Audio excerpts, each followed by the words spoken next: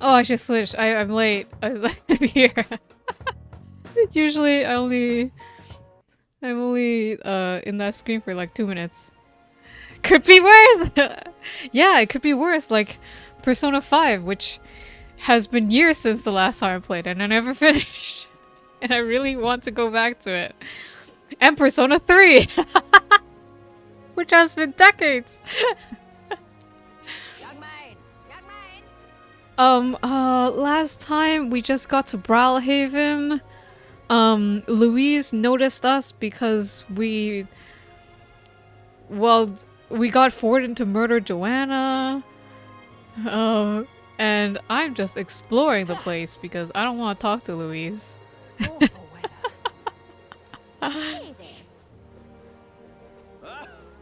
Oh, I want to know when Forgiveness Day was. Nobody's telling me. I think the minimap should tell me, right? When things are on. Oh my gosh. My controller! It just unplugged itself.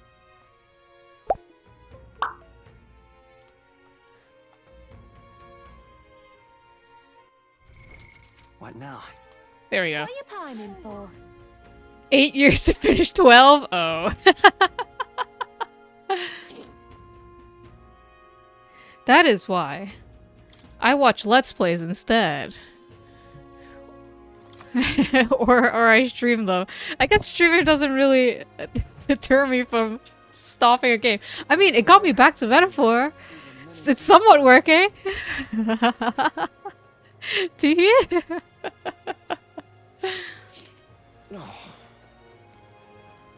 We'll have a new lake here soon, won't we? I want to know what everyone thinks about murdering Joanna. Hell hath no fairy like a storm in Bradhaven. Surely the shopping can wait until it passed. Oh, this is a story storm. Buck up, Buttercup. We aren't here long, innit? It'll take more than a little rain to keep me from new accessories. Dreadful. Oh, this asshole. Rise up for Lord Louis. He doesn't seem to like Lord Louis very much. Let's see. When they contain plot droplets, they certainly are more fierce. I don't think we've had a storm actually this fierce with like thunder and lightning. I'm not sure. I'm not sure. No. You there? Hey now, it's the wee man. You did quite well for yourself at the exhibition, didn't you? Hey. You're not opposed to an elder like Will dragging the church through the mud, I mean. Not my place to put walls around people because of a tribe, status, or religion. You'd never know to look at me, but I study at the Mage Academy, and I'm not about it. But I can say I trust the church. Though I spend the rest of my days alone with no one to rely on, but you know what? I think you might be able to change that, even if only a little. I would be able to... Do you want me to live with you? Is that what you're implying? Are you looking for a sugar baby? No. I am skateboarding. I'm skateboarding with my sword. Heard about the exhibition. You resolved that Martyra case nicely. Needless to say, I'm impressed. And what a claim to make that you'll help anyone in need. That's right.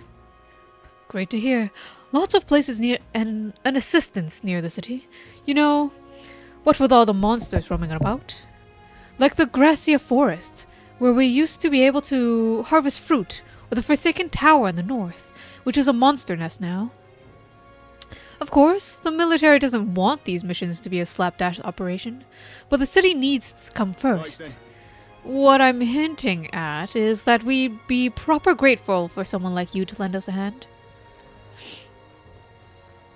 Hello. So, you're that elder candidate everyone's been talking about. I see you parked your runner away from here. Smart. Look there. That runner is owned by that Louise supporter, Glodell. And right next to it, none other than Guido, of all people. Why would he park next to Glodell? Good point. It's a little unnerving to see them next to each other. Maybe they've got some sort of rivalry growing. Ripping, this is. I've already forgotten which one was which. Kido and Glodell. If they have the same first letter, You're not serious. I don't recognize them. Terrible. I'm tired of looking up at the sky and seeing that frowny face. Why did he come all the way out here for anyway? Keeping an eye on the candidates or some such? Well, he sure don't look happy with them. Nice. Does that mean we'll be able to see where everybody is? No, I guess it keeps a general direction, not the exact direction. Alright. I'm gonna do a save before I before I talk to Louis. I think it's just story though. I don't think there's choices that affect. Arena Front Wharf. Good choice. Arena Front Wharf then. Hop on.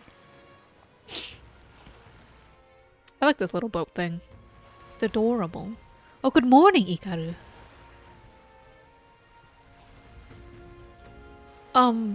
We're here to punch Louis in the face so that he'll notice us. Oh, we can buy bugs! I believe I know your face from somewhere. Huh? Huh? Wait, you're that old man who was in the giant sandwich stomach. Oh, none other. Why are you here?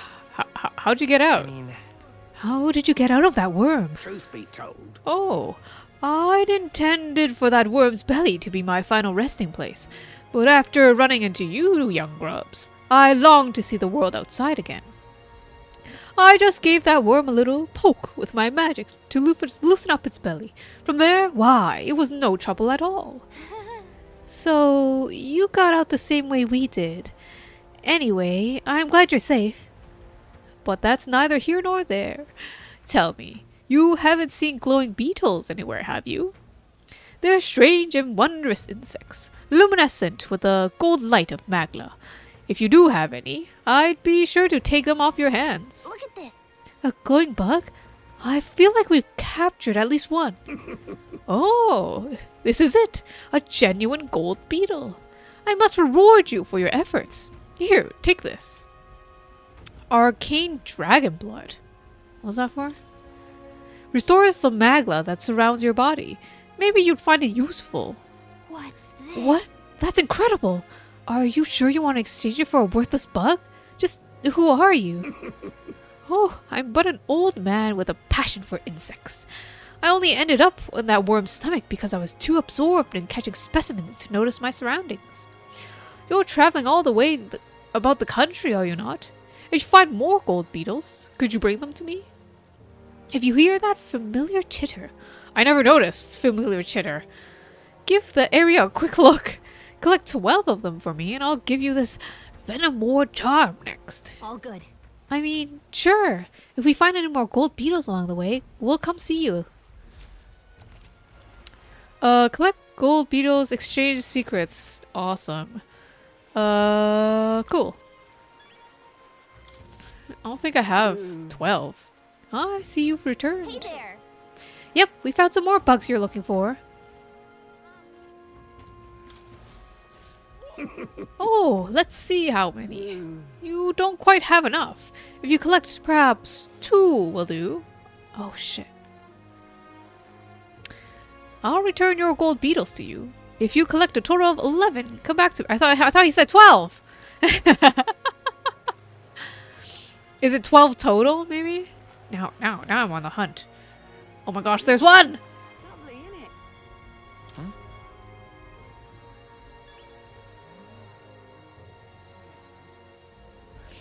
I'm on the hunt for beetles now. It's a pixel hunt. Advanced fetch quest. Ugh, damn it. Was that? Did you hear that?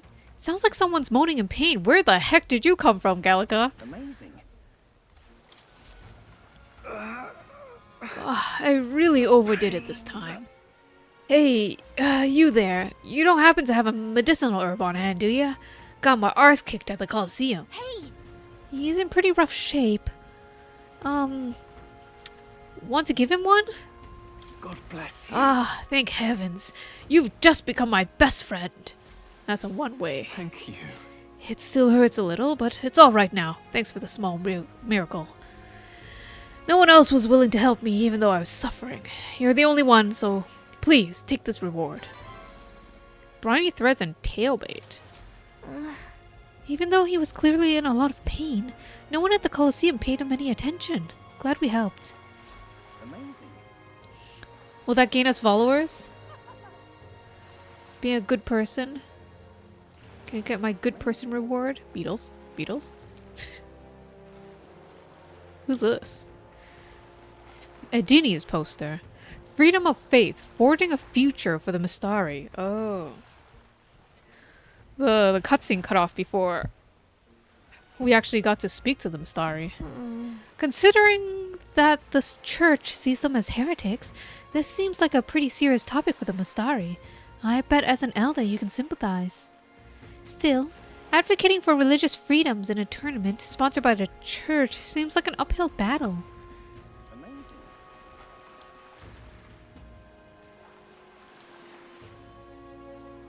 Fine. Wee. Amazing. Is he gonna fight us?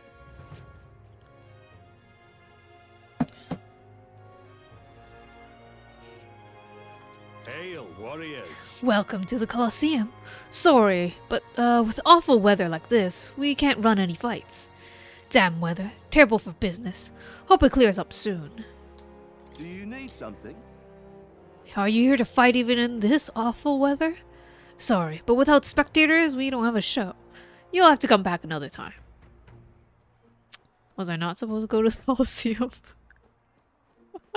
I really thought Louise was gonna fight us here. No? Alright. Where are we supposed to go? Shit. Well met, Galaga! What are we supposed to Let's do? hurry. We're going to Night Prowler. Let's hurry. We don't want to keep whoever is inviting us waiting. Where the heck was that?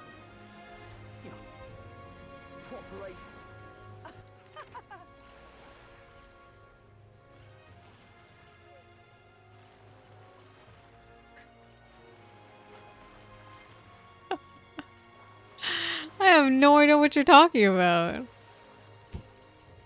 Shit. I can't even go back to my whatever gauntlet runner. Oh. Oh, well, it tells me where I'm supposed to go. Come on, quest marker. Fancy a ride?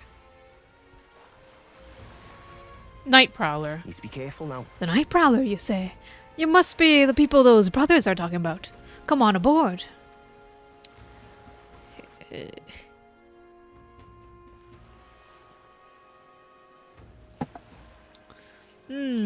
Suspicious place. What's the graffiti on the floor?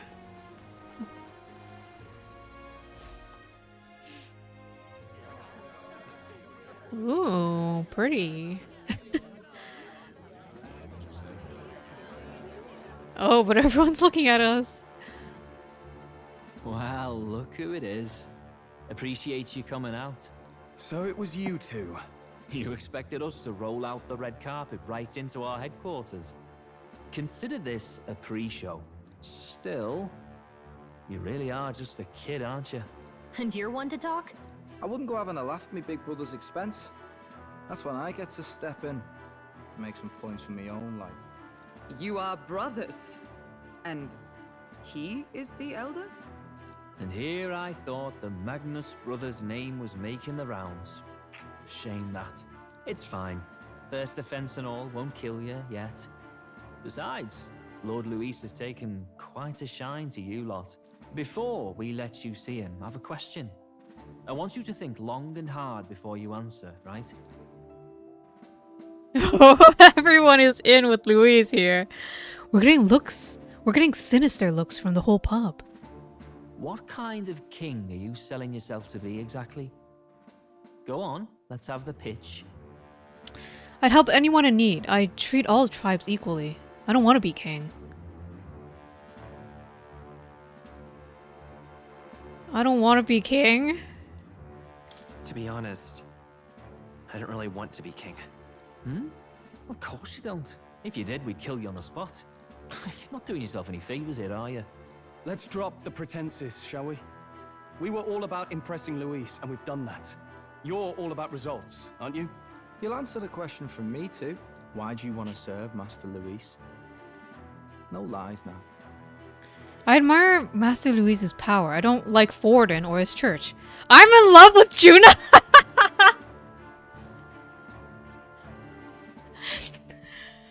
I know this game doesn't allow me to say stupid shit, but can I say stupid shit? I'm actually in love with Lady Juna. Oh, well, my condolences. Out of your league, chum. I dare say you both speak from the sting of experience. And you speak like a man with a death wish. Whatever. You got some brass tea, I'll give you that much. Wait, does it... Did our answers actually matter? Already got more accomplished than that Gladell ever did. You seem like the types to make yourselves useful. Not many get Ardell's blessing. It's worth celebrating that. For now. You're in. Someone like you should already know what it's like. The minority tribes face walls and barriers everywhere they look in society. Our greatest hope rides with Master Luis. We'll do whatever it takes to make him king, and starting today, so will you. Come on then. Master Luis is waiting for you inside his gauntlet runner, the Caradrius. Caradrius. Oh, I'll try to remember that. And no funny business up there, yeah? Nothing gets past the king's magic, and Lord Luis is one of the top candidates. We've captured some, what, 10 odd assassins now? Lord Luis uses them for magic experiments, and, well, you know how that ends.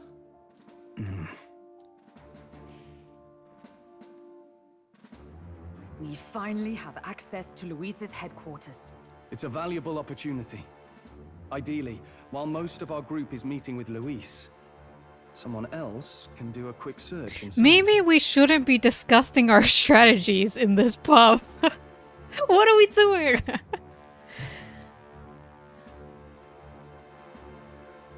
Wait, me? There's no one more suitable. Anyone else, and he'd question their absence. You're putting a solo infiltration on my tiny shoulders? But fine, I'll do it. Once we're in the Skyrunner, we'll assess the situation, then deal with our own tasks.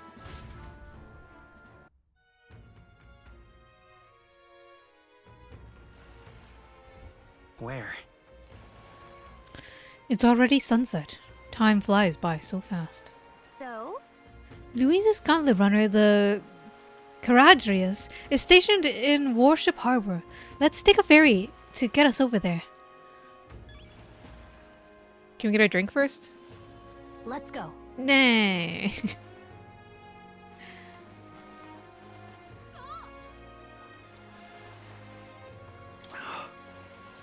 Rare to see sober folks around these parts, but I appreciate it. Caradrius Front. Hello there. You want to go to the warship harbor? Well, that's no place to visit after a piss-up, but alright. Mind yourself and climb aboard.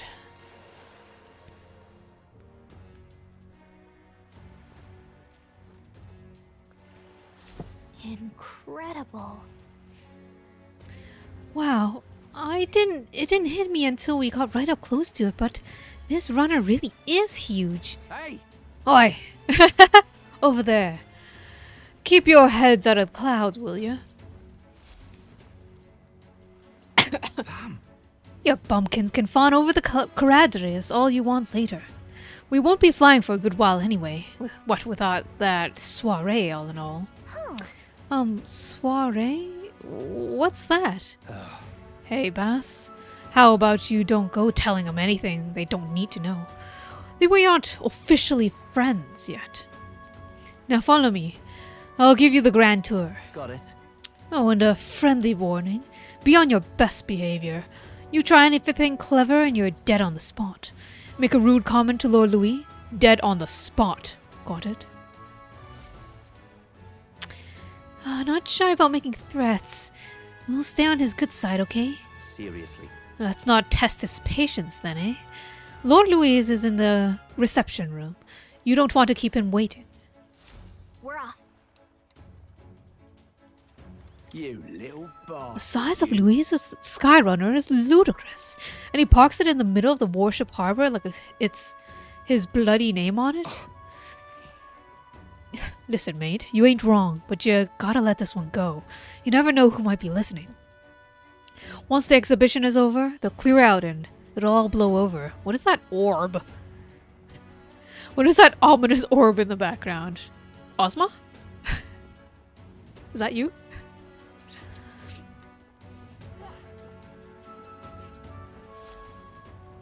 Check this out. At last. We've got to seize the first foothold of our infiltration. Soon enough, Louise will be in our grasp. If I may. Glodol comes here quite an awful lot, you know him? Don't you? One of Louise's faction's candidates. Sometimes he's got this beast of a dog with him, too. Sad to see a man with a temper like his with a pet. But wouldn't you know it, he's sweet on that dog. Somewhere on the bottom of his black heart, he thinks that dog's cute or something. Strangest thing you ever did see. We're standing out here like it's a dungeon. Wait, Mora's here too! Is this a dungeon? Indeed. Why is Mora out here? I'm scared. This runner bears more in common with a castle than a carriage. I can hardly imagine what its interior must be like. Understood? It is impossible to discern how much trust the brothers will afford us. Keep on our guard, while around them will be crucial. I'm not reading these right. I'm scared.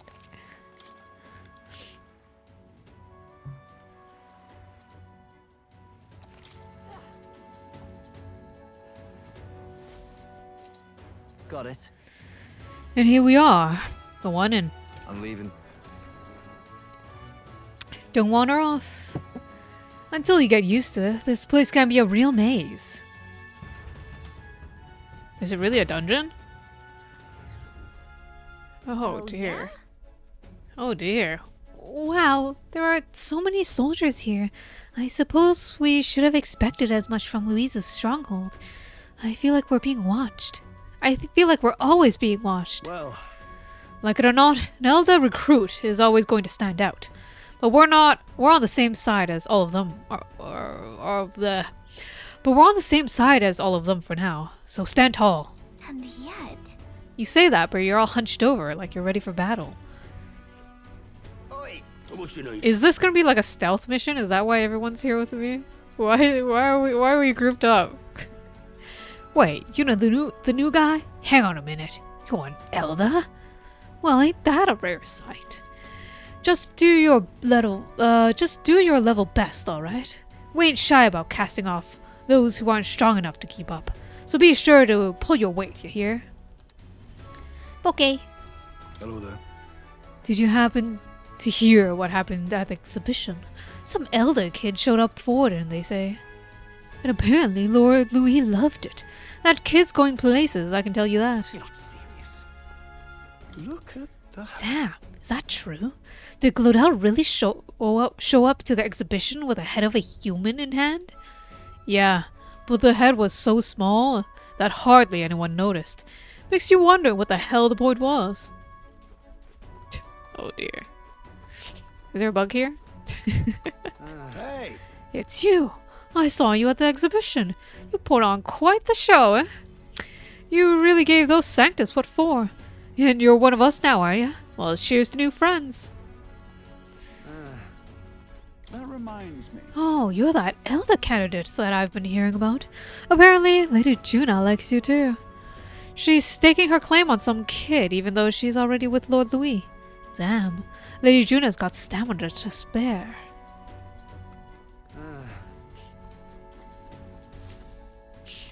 Got it. The reception room's on the top floor. This lift will get you there.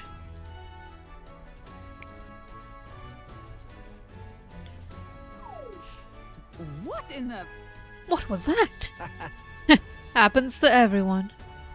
Is this some sort of magic-controlled locking mechanism? Yeah? It keeps the suspicious element out. You know, like the bastards pretending they're grunts when they're actually assassins. I see. Seems like a secure system.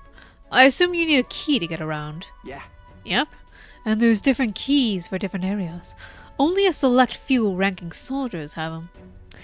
You want to walk freely around the runner? Then you're going to have to move up in our ranks a bit first. We're really working for Louis for like a while? Or we're going to be? Evidently. Keys are only given to ranking soldiers, is it? Navigating this place may prove difficult without those in our possession. We'll need to acquire them then. Oi, you already trading treacherous whispers amongst yourselves, eh? Quit with the gossip and get on already. Treacherous gossip.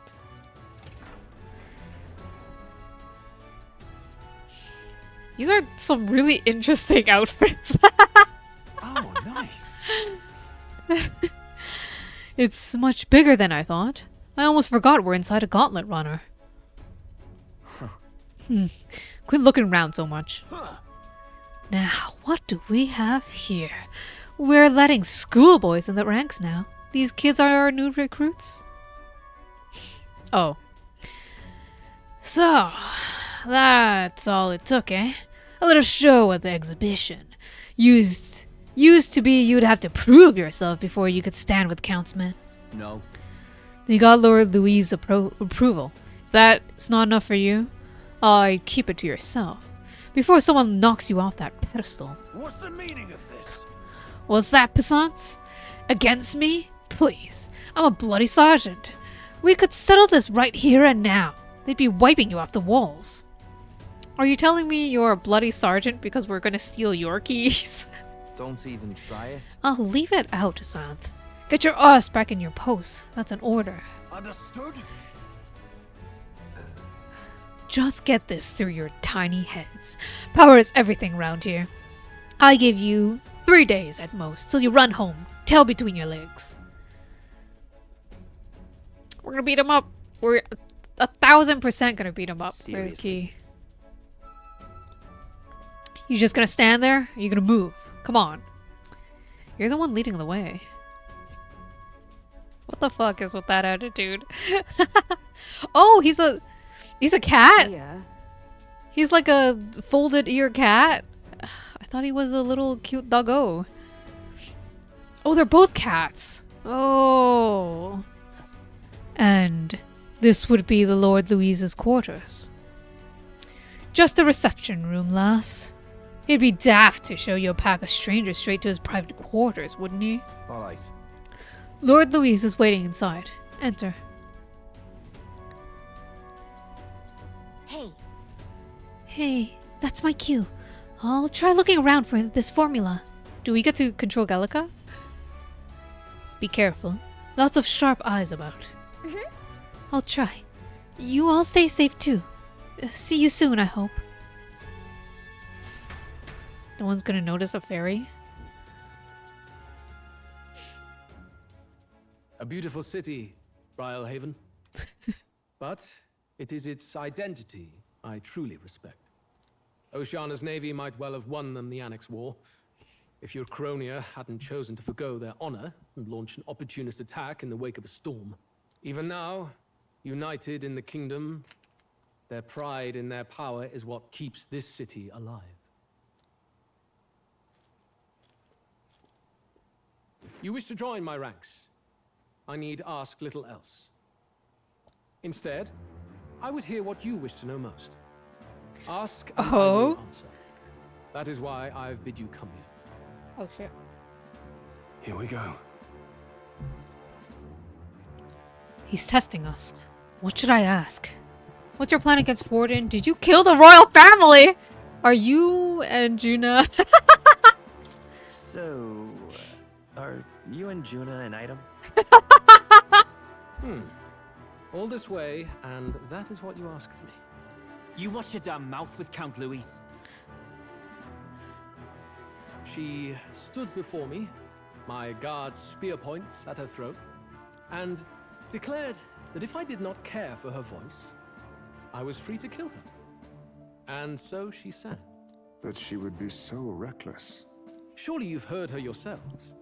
Her voice is remarkable, yes, but it is her boldness that intrigues me. Needless to say, she stands at my side. What does that mean? You didn't answer the question. It is clear no small conviction drives you. Perhaps keeping you close will prove useful. You, assembled company, I hereby permit you to enter my service. We are much obliged. Oh my gosh, we get to answer one question. Oh dear. What? This is a heart of magic silver. Cut your finger and let the blood fall. A proper rite of loyalty. Shows how all our blood flows through the same heart. Just feels like some sort of curse. Watch yourselves, though. If your own heart's not true to our cause, well, it's not just a drop you lose. Might take off a whole limb. Holy shit. You hesitate. It's just that. Fear and anxiety. They always lead the people astray. But power and order trumps all. That is the crux of my rule. It seems we have no choice. Good. It would appear we've passed. Oh, have we though? Ha! Look at you, like knock-kneed lambs. Just having a bit of fun with you, eh? You think I'd go to all that effort? On August 13th, I intend to hold a soiree in this city. It seems a fine opportunity for you to make your debut in my retinue. What is a soiree? Is it like a ball? Is this the soiree arc? Are we gonna have our debut into fine society? Very exclusive, see? Only for those good enough to be part of our campaign. You should feel honored. As my gauntlet runner requires some maintenance, the party shall be held at the feast hall where I'm staying. In the meantime, do as you will. I wonder how Gallica's search is going. Oh, cut to Gallica.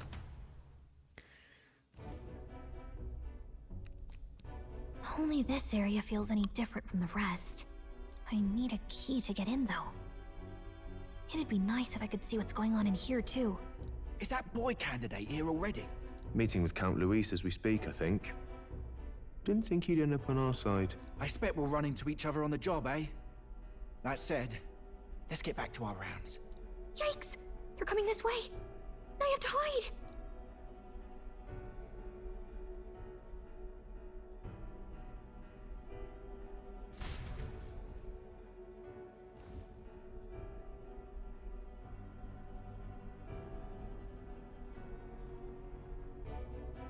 Is this the other side of that door? Never thought it'd lead to a place like this. This area just screams suspicious with all the guards. The formula's gotta be somewhere around here. Is someone coming?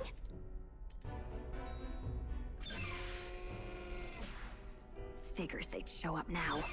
Isn't that the songstress? What is she doing here? Lady Juna, is something amiss? I do recall saying I didn't need a personal guard today. Yes, but this is Luis's personal quarters, and we thought in case you needed... Well, I don't. You can do your guarding downstairs for today. Do you understand? And, well, I mean, do you really want to be guarding this door when Count Luis returns? Oh, the things we would hear. How awkward for us both. You mean, idiot, don't make the lady repeat herself. Apologies, my lady. We'll make ourselves scarce.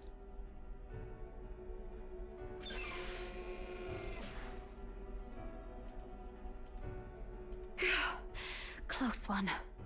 Opportunities like this are so few and far between. I've got to get this back in place. Oh, wonderful. How were these arranged again? A magic spell? Is that the formula?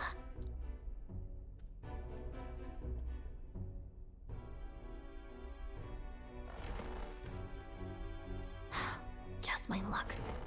I can't carry out something that big, and now I know where it is.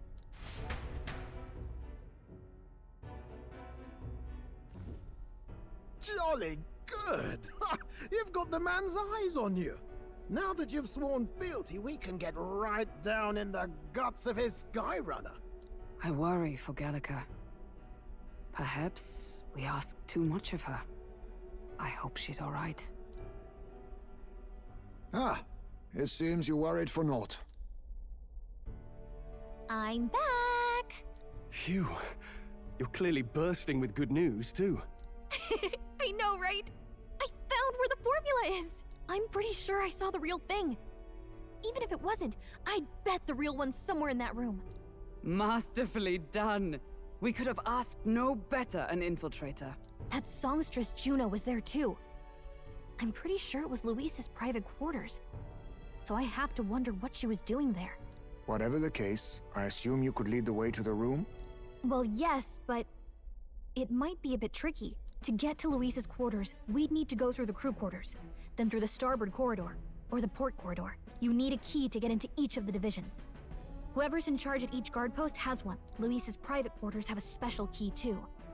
That one's held by the representative on the bridge. In short, we'll need to pass through 3 blocks.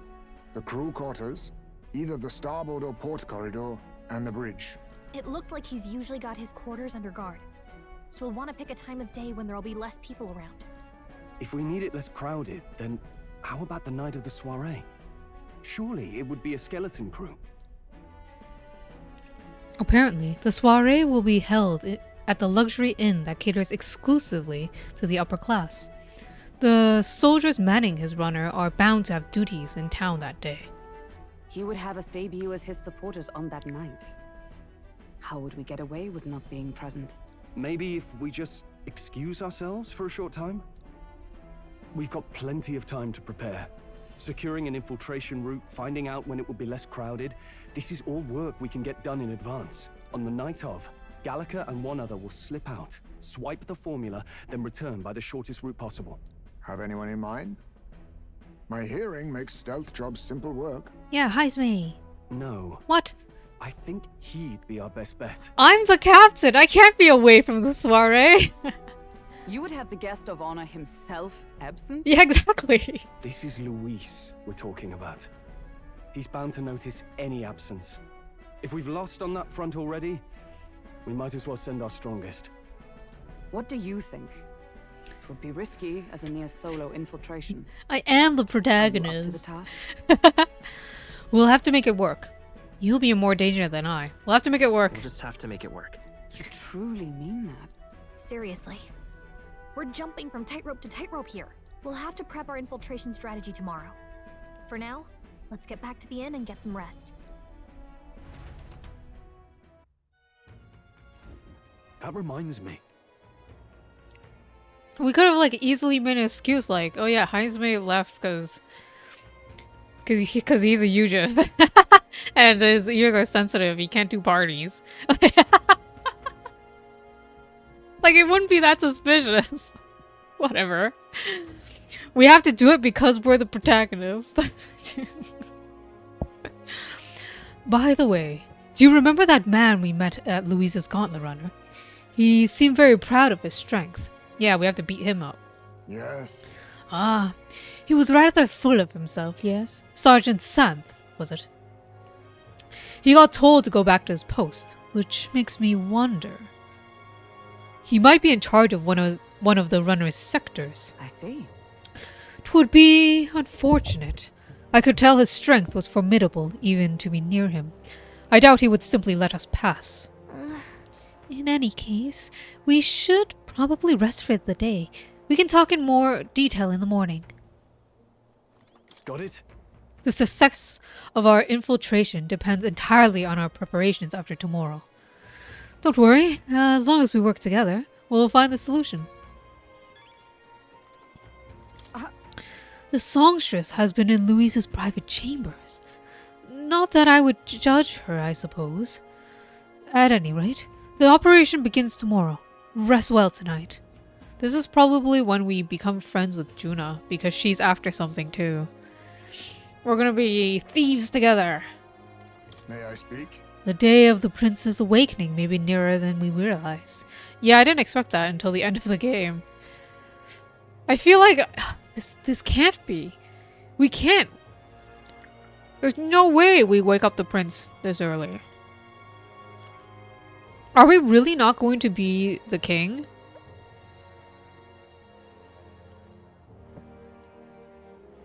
Because otherwise we make the prince king. I don't know. I don't believe it. I don't believe we're gonna wake up the prince this easily. When we're only like a third of the way in the game. Look at that. Oh wait, let me save.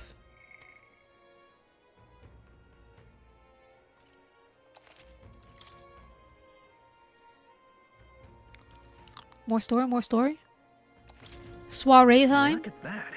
Do I get a fancy dress for the soiree? Good night. In a romance fantasy novel, this is when we get the pretty dress. Makeover montage.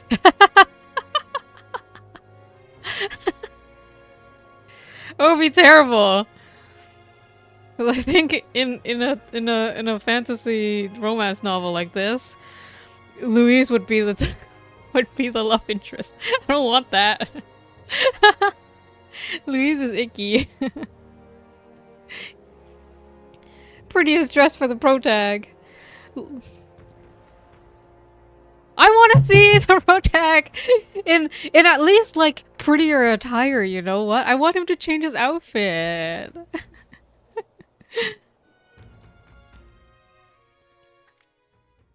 Time marches on, and the age of a new king draws nearer. Louise is pretty, but our prince is prettier. Now then. Now, starting today, we need to work on infiltration route to Louise's private chambers. Or quarters, anyway. The issue is that those in charge of each area, the ones holding the keys, it would seem they make a formidable lineup. What shall we do? Maybe the simplest option is the best option. Get them alone, beat their key from them, and push forward. Even so... Even if we mean to attack, a short, decisive encounter is the order of the day. If they call for reinforcements, we may not fare so well. Yes. Louise's subordinates have attained their rank through martial prowess.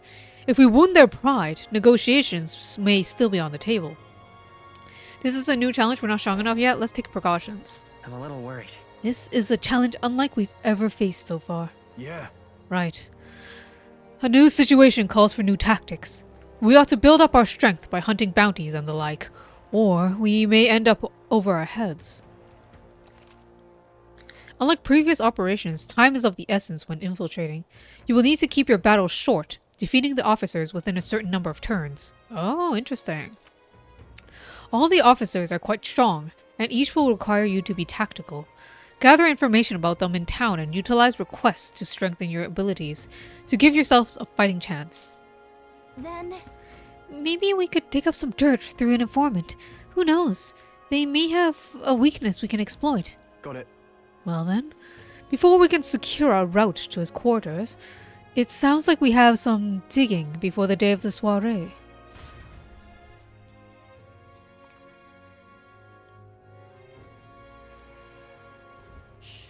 Let's focus. Can we at least give ourselves like a pretty hairband? You don't have to change the full outfit. Change the color of our hairband. Although I kind of like this one already. Okay.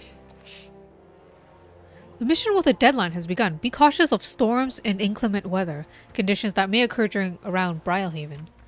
Meet with your allies in Warship Harbor to infiltrate Louise's Gauntlet Runner.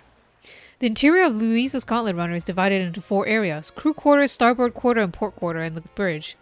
You'll need to obtain a special key from a person in charge of the bridge, in the deepest part of the ship. Don't forget, you need to gain access to Louise's quarters by the end of the soiree. Let's head there. Sorry, by the day of the soiree. Louise's Gauntlet Runner, huh? Ah! It's only 20 days. Jeez. They made it sound like it was gonna happen in like a week. Or like 3 days from now. We have 20 days, it's fine. With the exhibition on, the other inns are full of revelers. With all that caressing and yelling, must be impossible to get any rest. But it's nice and quiet here, isn't it? So quiet you can hear a pin drop. We're a unique little inn in that respect. Black. Damn, that bastard definitely cheated me. Hey there, elder kid. You look too naive to know the first thing about betting. But I can still tell you about that. Gambling stalls cheating people too, right? Not really. Definitely cheating. What are you talking about? Heh, keep it under your hat, eh? Not that anything good comes from gambling. If you're a betting man, poke your nose around the night market. Well, watch your wallet. Phew, whinging at you seems to calm me right down. Thanks, kid. Tell you what. Let me give you something interesting about Merchant's Bazaar Pier. A small one, mind you. As long as the weather holds up, they host diving competitions there. Ooh. You should take advantage of everything the ocean has to offer while you're in Bridlehaven. Bugger me. That's what I should have done instead of gambling. Oh, come on. This guy's got problems, but that competition does sound interesting. Maybe you should check it out when you're free. Merchant's Bazaar Pier. We can go diving. Let's go diving. Oh, what should I do? We're here for the extreme sports, like bungee diving and diving. Bungee diving. Bungee jumping. At this rate, they'll surely die. Must my hands be stained with blood of children? What? Wait, what? Sorry? Blood and children? Oh, have I seen you somewhere before? Now that I mention it, I do recall seeing an elder boy at the exhibition. One that looked to be the same age as... They say you've been traveling across the country. Help all those in need, and if that's true, then may I ask for your aid as well? Oh, what a pity. During a training exercise, the city's guard corps were ambushed by a human. There were so many casualties, especially among the youngest recruits. I need a special medicine to save them, but the shop's stocks are exhausted, and I can't make it myself. It requires ingredients found only within a monster-infested forest. I'll get them. You'll do it? Truly? I cannot thank you enough. The medicine is derived from a fruit called dragon thistleberry. I hear it grows at Grecia Forest. Perhaps it would be wise to learn about monsters that inhabit that place first. An informant may know more. If you can help. The one dragon thistleberry isn't... one dragon thistleberry isn't going to be enough to save everyone. So I'll need 7. I know it'll be difficult, but lives depend upon it. Let's give it a shot. No deadline. But people are dying. How can there be no deadline? Whoa. This must be Grecia Forest. There should be places to park the runner between the trees. I wonder where we have to go for nearest this thing. Well met, eh? Somewhere in Bridlehaven is nearest his next relic. Hey there. Can't imagine I have the wrong person, but didn't we meet at the Hushed Honeybee? We did, didn't we? Do you remember me? I'm a bit of a regular there. Want to see the exhibition, so I got up the courage to take a carriage. And of course, I saw your exploits there firsthand. Bridlehaven really is a lovely city, isn't it? I just hope Louis doesn't go causing trouble again. Now what am I to do? I've heard rumors anyway, about his Gauntlet Runner's crew. They say the ones he put in charge are things are especially dangerous. Don't draw their attention if you can avoid it. As a fellow honeybee regular, I'm pulling for you. Wonderful. Juna sings with her soul. Hi, Moore. How absurd! Executing Sanctress Joanna, the Sanctus Church fails to see which issues are truly pertinent. It is truly intellectual creatures that should be protected. The talentless being slaughtered by humans is hardly important. Of course it's important. And you're not talentless? Well, well. Small wonder that fools like you are ignorant to the true nature of talent. Incidentally, are you literate? I find ignorance tremendously vexing here. So here, I shall bestow this gift upon you. I received a magical future from Julian. What? This is the book Julian wrote himself, isn't it? Well, at the end of the day, it's still a book, so why not read it at the runner when you're free? Oh dear. Lovely. Just can't stand it. That's terribly unfair. Did you hear that speech of Milo's? Beauty is all, he said, among other such nonsense. How disgraceful. Of course there's more to the world than beauty. When did this country become so full of fools? That's enough now. You're the fool here. Day in, day out. All I hear is whinging about Milo. Is it Milo? No, it's Milo. There's nothing to be jealous of, you know. I'm yours. Can't stand it. It's Milo because all he cares about is me. This fountain feels wonderfully cool and refreshing. I wonder if it's using ocean water. Want to taste it and see? Yes. Can I taste it? I'm not allowed to taste it. I just want to drink fountain water. Why is she playing hopscotch with nothing? I guess the tiles? Wait, you're doing the same thing. Pockets empty, time to crash. Debut at the ball. Okay, Kiko, good night. I really hope that there's a really fun ball scene. I need that cutscene in my life. What am I gonna do? Eh? Grand, innit? I probably won't get to it this time. It'll be in 20 days, so probably not this stream. Good night, Kiko. Dream of your own romance ball. Hopefully you'll find a better match than Louis, though. What's up? Had to pop by the warship harbor for work earlier, and the place was crawling with Louise's soldiers. I was terrified at first. But then I overheard them talking, and they were just complaining about their job like any of us would. Seba, that senile old bastard. That kind of thing. Makes you think that, oh, there are people too, aren't they? Seba's a senile old bastard, eh? Not quite sure what that means. Oh, wait. Chat. So that's what it's come to. Julian fella is on this poster popular with the Ishkia. But I cannot take him seriously. He's telling people not to kill monsters in the wasteland. What a fat-headed thing to say. How naive is he? But he's really smart, isn't he? He's planning for 100 years in the future, he says. Ah, that's just a silver tongue. All those Ishkia have him. You'd be better off listening to His Eminence Forden over Julian's lies. I'm gonna see if I can collect more quests. And bounty. You got it.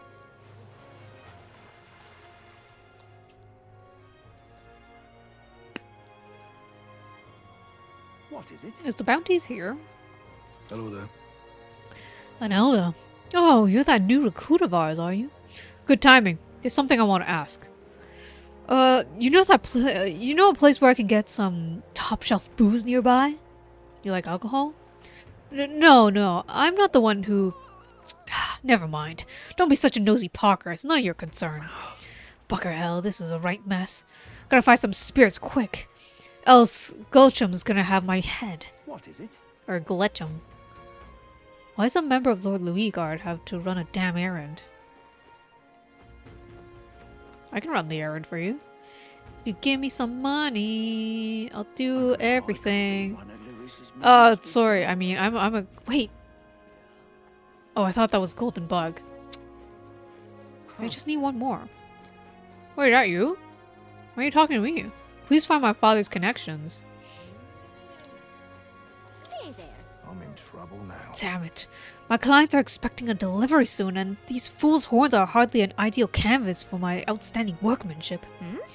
Hey, what's got you hollering like that? Oh, I'm simply a craftsman who takes pride in my exacting details and peerless skill. I take monsters' horns and engrave them, transforming to beautiful ornaments. But my technique has progressed to a level where middling horns can't withstand the intricate level of details that I try to grace with them. They'd fall apart as I'm working. Oh, yeah?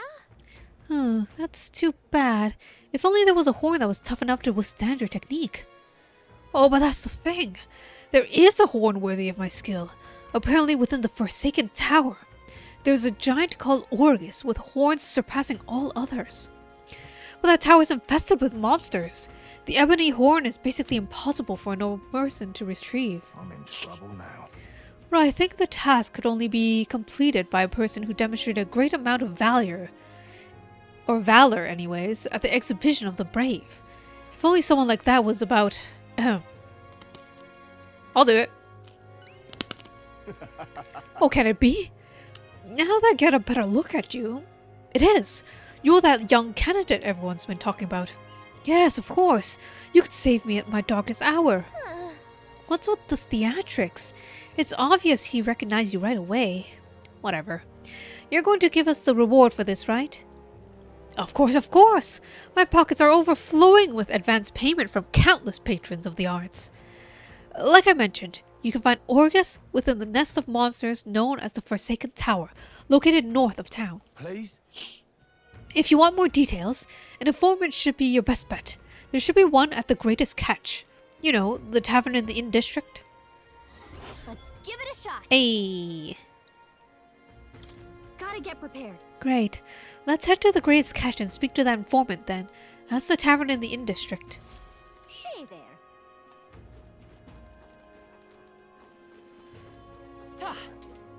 Beg pardon? Yes, hello. You. I remember you. You're the one who denounced the Roag Santris at the exhibition. But the support you have earned pales in comparison to mine. There are many who desire an independent Rosant nation. Dismissed. Ha! Pitiful elder. Struggle all you like. Blast this heat.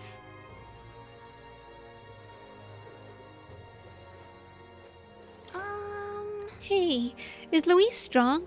He can defeat humans, right? He is certainly a master when it comes to magic.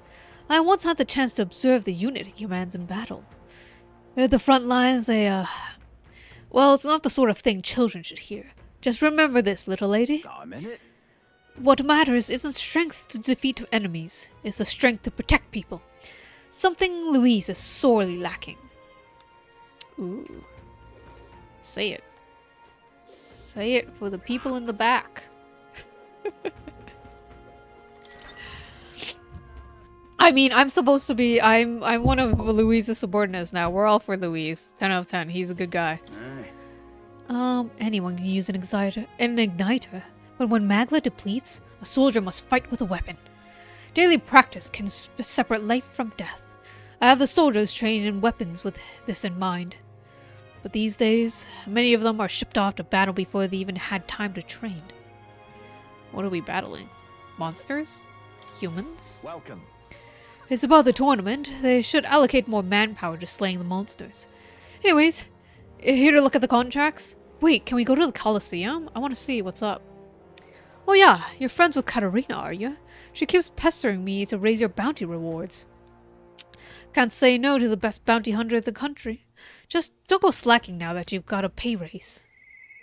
I hear a voice within my mind. Heh, no need to thank me. I'm sure bounty hunting's a call in your name too. Thanks to Katarina's bounty bonus, my reward money for completing bounties has increased. Futtlelich, lamentable dead. I need to slay the Futtlelich. Or Lich. I'll go with Lich. In the Tomb of Lament, north of Brawlhaven. The informant at the tavern at Angler Inn Square. In Brawlhaven should have more details. This is what I've got. The bounty contract this time was for Fatalich, the apparition, a monster who's taken up residence in the cemetery in Brawlhaven. Oh, yes, the cemetery is where nearest thing is. Cemetery, Brawlhaven. That's what I said last time. Chanting, it helped. I remember. I think. He's made the graveyard his personal undead paradise, chock full of demon skeletons ready to do his bidding. And it's not just the undead that are under his thrall. Seems like it's also compelled a living beast to serve as its bodyguard. So you'll need to fight both at the same time. You know how strong the lot are, but this one seems like it'll be tough, even for you. Even after everything we did at the exhibition? Well then, we'll just have to prove you wrong, won't we? Will, we can handle this, right? Leave it to us. Promising. If you really insist, it's yours. You'll find the target haunting an old cemetery called the Tomb of Lament. Here, I'll show you where it is. If you like more intel... Show me what you've got. The Lich is said to carry an extremely rare Chalice of Legends. Bring it back as evidence you've defeated it. Let's do it. What? Only 4 diamonds? Easy peasy. Oh, it's in a different place. Oh shit. Oh my god, that's far. The Tomb of Lament is here. Pretty far north, isn't it? Wait, why are the other gauntlet runners so far away? Oh, it can be a path. We can go here first and it goes here. We'll face danger here. Nice little village. Or the other way around too. Here's where we... Nice little village. Got it. Got it. Then it's off to Anglers Inn Square to talk to that informant. Alright. Pink ship, you know what that means. Yeah! Can we, like, go visit her?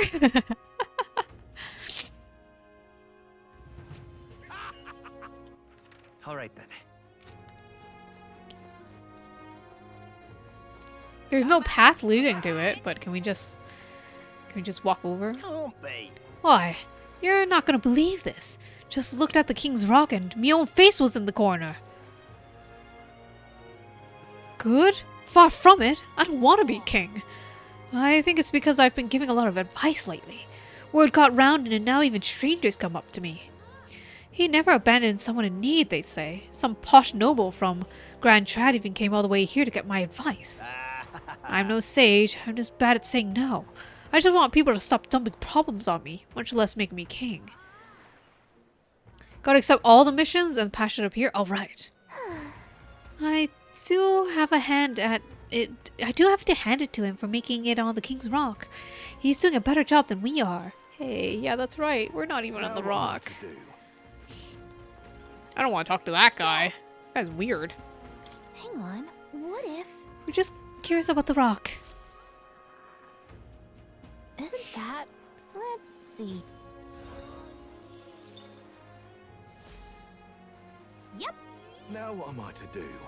You having a wind up? That bastard Jin thinks he's so clever.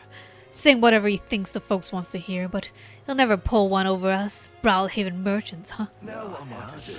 Wind up here. What a weirdo.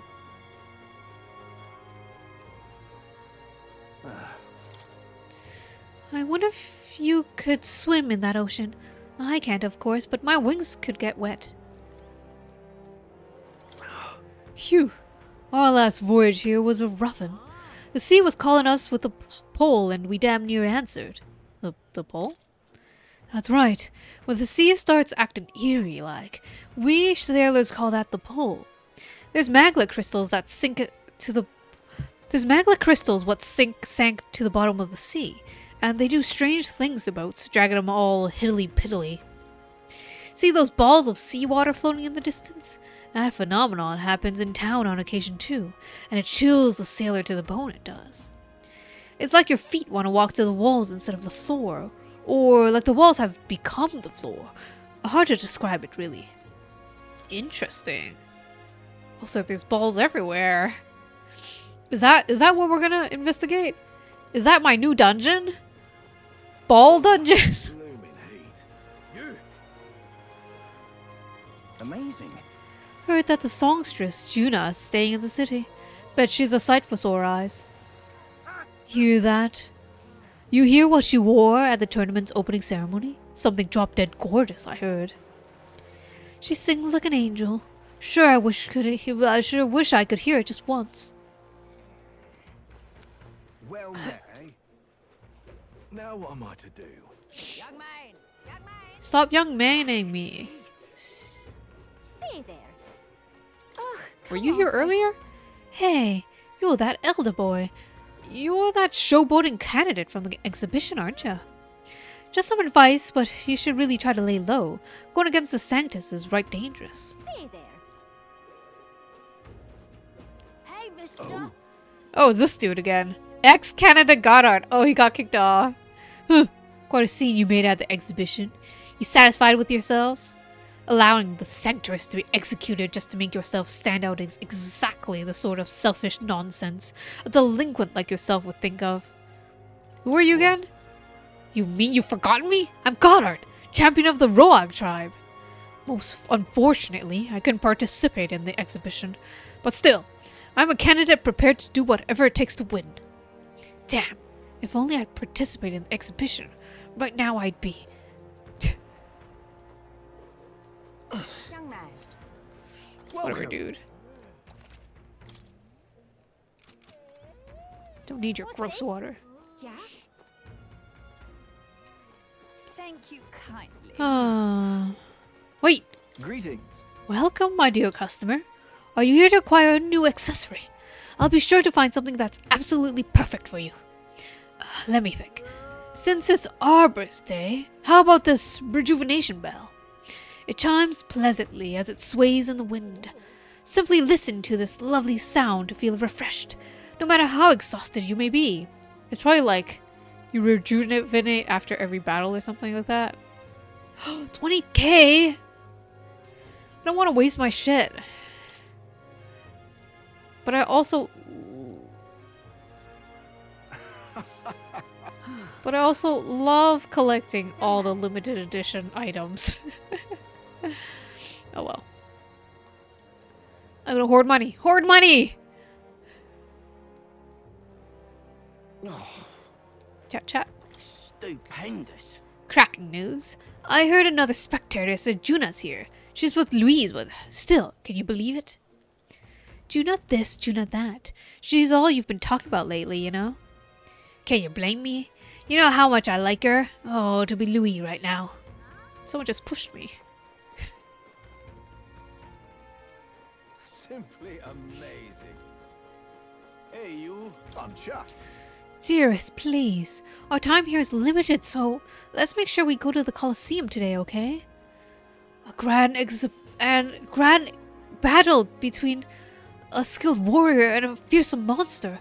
How could you visit Brileyhaven and not bear witness? Are you not entertained? I'm not interested in something that sounds so... sweaty. I'd much rather attend one of Lord Milo's speeches instead. That's good. That's all good, but you can listen to a speech anytime, right? So tonight... You know, you could split up. Dreadful. And not argue. You're both adults. You can have your own travel plans.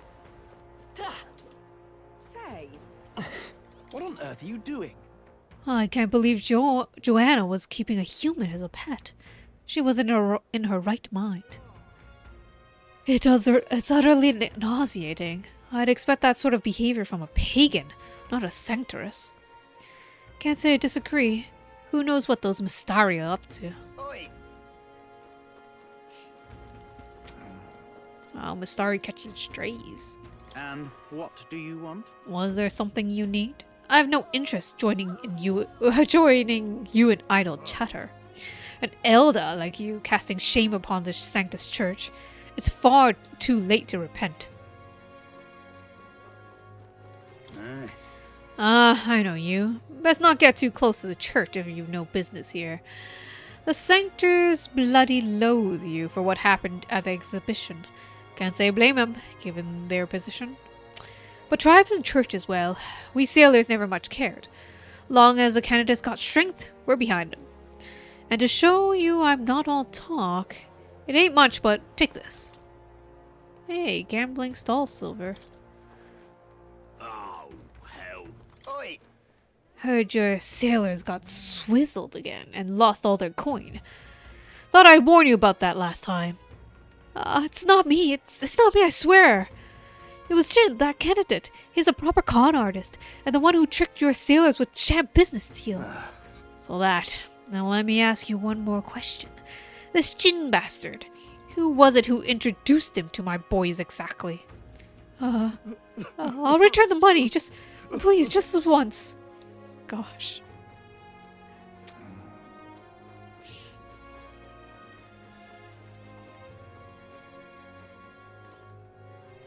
It's terrible.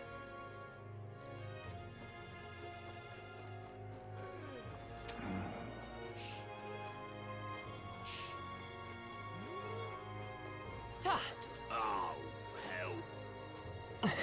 Really now? Are there any other questies? Oh, jeez. Oh, even at the Night Prowler. Oh, gosh. All right then. Okay. Beg pardon? Gone clammy all over in this humidity, I have. Louis's damn private army. Ah, right, fluky seeing you here again. How about you fess up whatever you're planning? Oh, no plans to speak of. If anyone's plotting something, it's Brawlhaven Army. You got anything up your sleeves? And where'd you get that idea? Listen, I'm warning ya. You try to sneak a rat into Lord Louise's gauntlet runner, we'll be having his grizzled little head on display in front of the church, just like at that exhibition. Gone clammy all over in this humidity, I have. I bet they'd be real good friends. That was an enemies to lover romance right there. Excuse me? Please, mister, make me your apprentice. What? Huh? Apprentice? Where's this coming from? You're that candidate from the exhibition, right? One of my friends saw and started talking about how cool you were. So I'd like to be you, mister. Please, let me be your apprentice. No kidding. Ah, so that's why. But we can't exactly take a kid like you with us. If you want this friend of yours to notice you, I'm sure there's another way. Like getting them something like they like. Yay! Oh, that might be good. It's my friend's birthday soon, so a gift would be great. Maybe flowers like from the flower shop. Oh wait, my friend wouldn't want any old flower that you can get from this city. That's boring. I got it. I'll go explore outside the city and look for a wild flower. Huh? Sure. If you want to get eaten by wild humans, that's way too dangerous for a kid to go wandering out there. We've got a gauntlet runner, so how about leaving this one to us? You're real nice, mister. Then will you bring me a flower? If so... You can become Will's supporter in return. Basically, you just gotta cheer him on and help him become king. Yay! Okay, easy. I'll be your supporter. Promise. I'll just wait here till you get the flower. My friend's birthday is August 10th, so before then. All right. If it's a flower from another city we need, I bet a church would have it. Why not stop by St. Fermi Church and ask? Let's give it a shot. Alright, seems easy enough.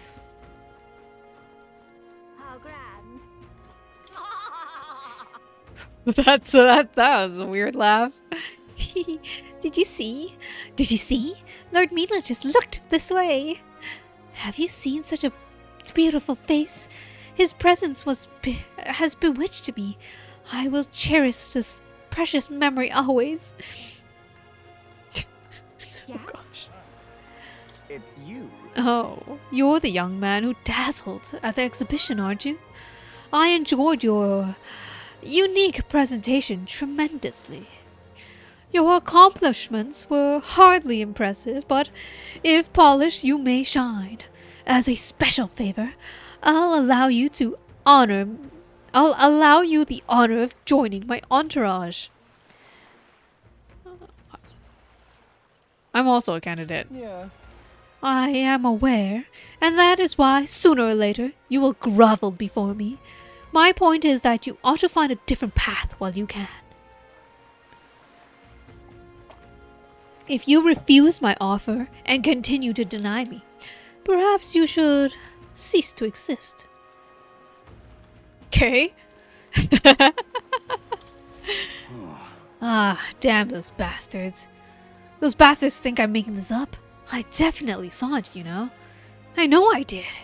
That's how it's gonna be. I'm not in the mood to be gawked at, kid. My teeth are killing me here. It hurts so damn much I've started seeing tooth monsters. At this rate, I'm gonna need my teeth extracted. Almost all of them. If some kind, generous soul could help me. I need a certain item to cure my toothache. If only some kind fellow would bring it here to me, I'd give 15,000 reef. Tell me more. Fantastic! I knew you seemed reliable from the first time I laid eyes on. I feel like I've seen you somewhere before. Why is everybody using this trick? Right! You were the candidate at the exhibition. Then that makes this easy. The thing I need, just a quick jaunt away if you've got a gauntlet runner. So, what's this item you're looking for? It's the pride of Inundo, the toothbrush of Hygienia. I need you to buy one for me. Of course, I'll reward you, and you'll have my vote, whatever that's worth. I'll wait for you until August 9th. Any longer, and I really will have to get them all pulled out, so please. Let's give it a shot. All right.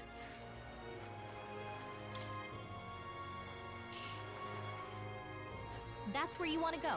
Inundo's right here. A village. Just can't stand it. I'll try to get there myself, but every step just makes my teeth hurt even more. Ow. You okay there, buddy?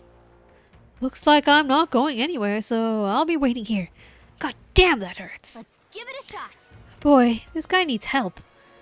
We better buy that toothbrush of Hygienia as soon as we can. Ooh. What a scam. I'm being scammed here. I'm being tricked just because I'm a little kid. Hello. Damn that Louise. He made a warship harbor into his own personal playground with that huge gauntlet runner. And he's letting those soldiers of his march through the streets like they own the place. I even saw that Sergeant Xanth of his at the Colosseum. Oh, let's beat up Xanth at the Colosseum. Wait, that's a bug right there. I need that bug. It's their fault that I'm so damn busy these days. Why can't they just calm down and enjoy the city like normal people? Bug, bug, bug, bug, bug. Yeah! Free shit at the Colosseum. Alright then. Oh gosh. Got all the quests there. I need the quest at Brylehaven, but I also need to go to the inn. Arena Wharf. Go. Sometimes I forget that I can fast travel. Greetings. Well, if it isn't my friend Will, what a pleasure. But why the face? You're looking at me like I'm a stranger. But you've visited Night Prowler. I'm its founder. Even if this is our first time meeting in the flesh, I consider any customer a dear friend. Back off a little, man. Oh, you're moving kind of fast. What do you even want with us? Well, I'm hoping you can do some negotiation on my behalf so I can get my deed back. Uh-huh. Tragically, I had to offer it as a loan. But even after paying my creditor off, I haven't been able to get it back in my hands. The man in question is a respected Ishkia noble, whereas I am but a humble purpose entrepreneur. I doubt I can count on the law backing me. But he won't treat a high-profile candidate with the same rudeness. That's the kind of man he is. And of course, you'll be compensated for your success. I've got some unusual armor I think you'll find useful. I can handle it. Ah, listen to that confidence. I feel emboldened just hearing the words. The noble in question has a certain fondness for, shall we say, blood sport. I don't doubt he's watching a fight as we speak.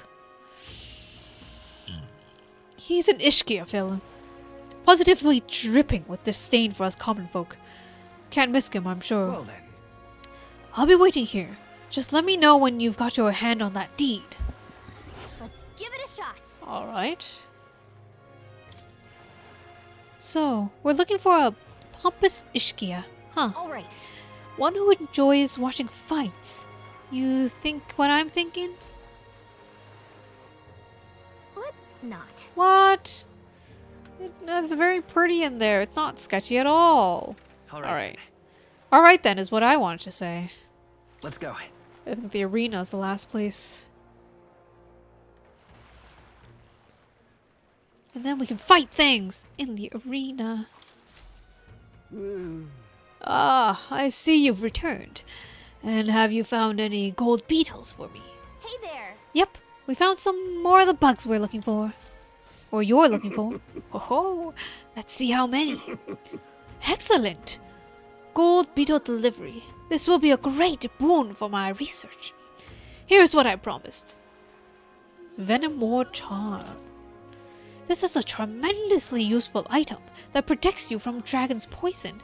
Well, not that I've ever tried it myself. Maybe. Still, if you have the items that protect you from dragons, you're no regular bug researcher, are you? Oh, sure, but you see, the gold beetles here have a slightly different shine depending on the magla where it lives.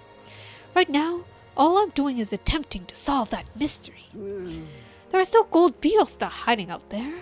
If you have any more, please bring them to me. If you find another 13, making 25 in total, I'll give you these claw breakers in exchange. Understood. Got it. If you find more, we'll bring them to you. With my old eyes and joints, I simply cannot catch them myself. I'm counting on you. Yeah. I started a hardcore slouching.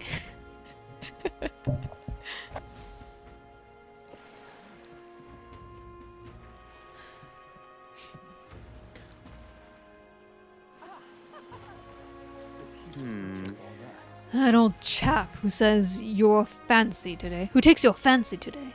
I believe I shall play it safe and place my wager on the monsters. I take a punt at that Parpus fighter as a long shot. If he dies, well, that'll be its own amusement. Haha! Oh, indeed. I'm sure I'd enjoy that as well. The beasts are most entertaining for when they've gone mad with bloodlust. Okay. Our business is done. Master Guido, what do you think about the Sanctuaris's crimes which were brought to light on the exhibition? Fools. Those were the sins of one woman, with no bearing on the crown theocracy as a whole. Sadly, her actions have fueled those who would erode holy authority. After I collect my reward from the Colosseum, I'll treat you all to a stonkin' great meal. That's our captain, a real man among men you are. Entering the Colosseum is what makes a real sailor. Sailor. It's the Oceana's way to impress someone. You gonna get hitched after that? What is it? What's your problem, kid? Quit staring. Come back when you're old enough to buy... Hold on. You're that candidate everyone's been talking about. From the exhibition. Your face stuck in my memory. Strange thing, a kid like you in the race? Ugh. Wow, rude. What do you mean we have to be old enough? What are you even selling? Why, I'm the most famous brewer in the city. They call my house special the Miraculous Mead. So good it'll put years on your lifespan. Sounds like the good stuff. Will needs to be a few more years before he can drink, so we'll see you round. Oh, hold on there. I saw how you captured everyone's eyes at the exhibition. I'll gamble that being skill, not chance. So, I've got a task I need help with. I'm looking for something, see? If you find it, I'll give you something of my brew. Sell it or drink it. Either way, you'll be getting something out of it. Right. I'll throw in a little extra too. Hell, if you succeed, I'll start supporting your campaign openly. Can't imagine a kid would do that. Can't imagine a kid could do what I couldn't, but what do you say? What am I looking for? Amazing. You sound confident enough? Right. Then it's a deal. This cup here is what I'm looking for. It's called the Chalice of Legends. The way I hear it, everyone who ever owned that cup died under mysterious circumstances. By now, nobody can say if the cup even exists. And that's the great question. The cup that kills the owner, that brews, that extends life. A cup that kills the owner and a brew that extends life. Take a sip and which legend wins? Let's give it a shot. You're awful casual about gambling. About a gamble that might get you killed. Well, do you have any clues on where the Chalice of Legends is? Well, if you believe the rumors, the ghost of its last owner still refuses to let go of its grasp. So, we've got ghost problems, huh? Didn't we take a bounty for something like that? Hey, maybe we'll be able to double our reward then. Seems like a pretty lavish bounty attached, so let's go knock it out. Ah, so you're already hot on the trail, eh? I knew you'd be the right person to ask. Then I'll leave the rest to you.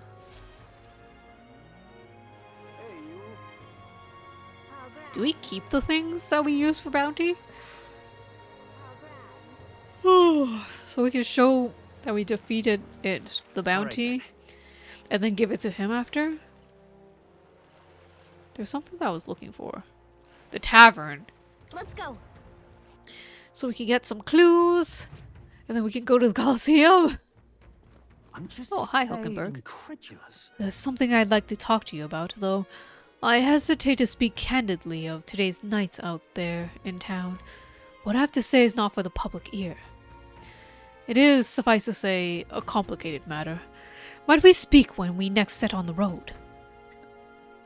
Alright. I'm just incredulous. Hey, listen. Huh? No.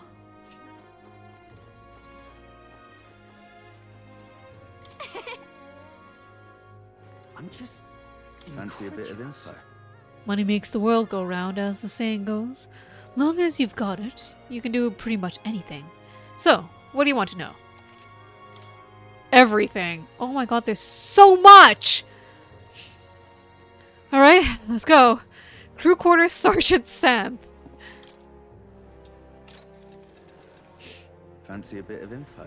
There's a man named Sergeant Xanth among Louise's subordinates. He's the officer in charge of Caradrius crew quarters. Naturally, he's a tough customer. Xanth. Oh, that important-looking guy we saw at the Caradrius the other day. An acquaintance of yours? Then you might know this already, but he's a large man wearing an armor who holds strength is justice as his creed. I hear he was once a competitor at the Coliseum, too. Just between us. He's strong, of course, but not invulnerable. Rumor is it he's weak against burn and poison. Since he's wearing all that armor, it's hard for him to just tick it off and deal with those. I'm sure paralysis and stung will work too. But Louise values power, so while all the old battle axe might have some weaknesses, if Louise trusts him, you can bet he's strong as blazes. Gotcha. I see. We'll have to find ways to inflict status ailments, of course, and it'll certainly be a dangerous fight if we don't do a bit of training first. No such thing as being too prepared, so let's head there when we're sure we're ready. I received a scrap of paper inscribed with the information I just heard. I'll put it away so I can check it later. Xanth, fire and poison. Alright. Fancy a bit of info? That old fart, maintenance chief SEGA, is it? He's in charge of the starboard courier.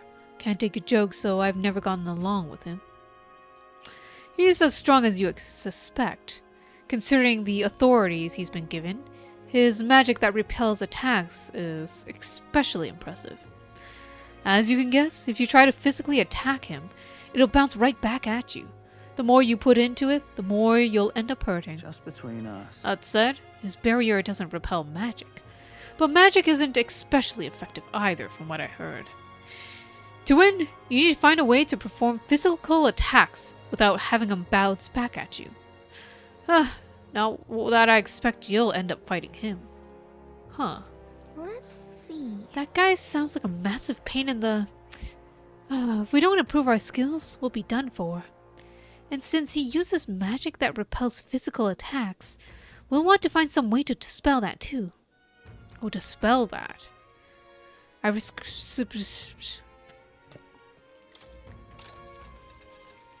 Fancy a bit of info? Master Sergeant Glodgen is in charge of the port corridor. Quite frankly, he's an absolute loon. Don't tell him I said that, though I value my life.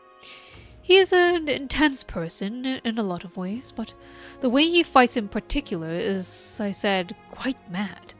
He starts yelling like a madman and swings his axe all around him. You'll want to watch out for that, or it'll daze you. If I recall correctly, the magic shop sells equipment that protects against that. Might be worth checking out. Just between us. All the blood rushes to his head and he falls for being provoked really easily, though. If you bring someone to act as a decoy, I think you could beat him without much hassle. Ideally, you won't have to fight him, but if you do, keep that in mind. I guess so. We'll need a decoy then. You know, I think there's a skill that would be useful. But if we aren't strong enough, our decoy will fall and our strategy will be ruined. Let's ensure we improve our combat skills before fighting him.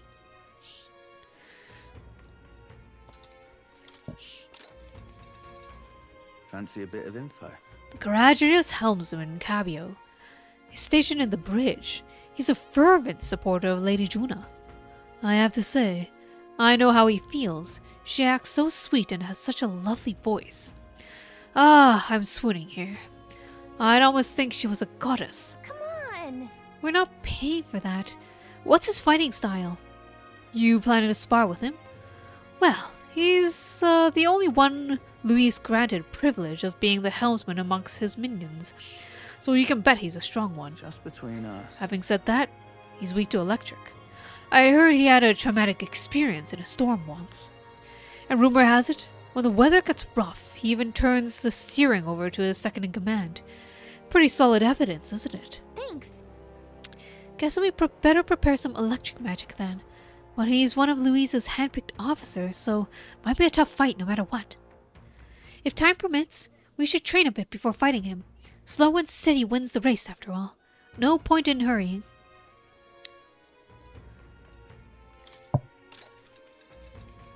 Fancy a bit of info? Salva, you say? He's the Courageous's guard chief. Got business with him? He's not someone you have the opportunity to meet with often. His job is to patrol the Courageous, on the lookout for intruders. The chief of security is no pushover. He's a powerful opponent who earned Louise's trust with his strength. They say he's got an almighty igniter that can damage any foe. Won't be easy to guard against that. Just between us. I hear he's weak to projectiles and lances, though. Maybe his reaction time is low with that, wearing that big helmet and all. And that's about it. Remember that on the off chance you find yourself against him. I guess so. No doubt. He's powerful, and he's in charge of Louise's guards. If we don't come at him with all we've got, we're in trouble. We'll need to be confident when we're ready to fight. Oh, and he uses almighty magic, right? Sounds like it'll be trouble, but maybe we can retaliate with some of our own?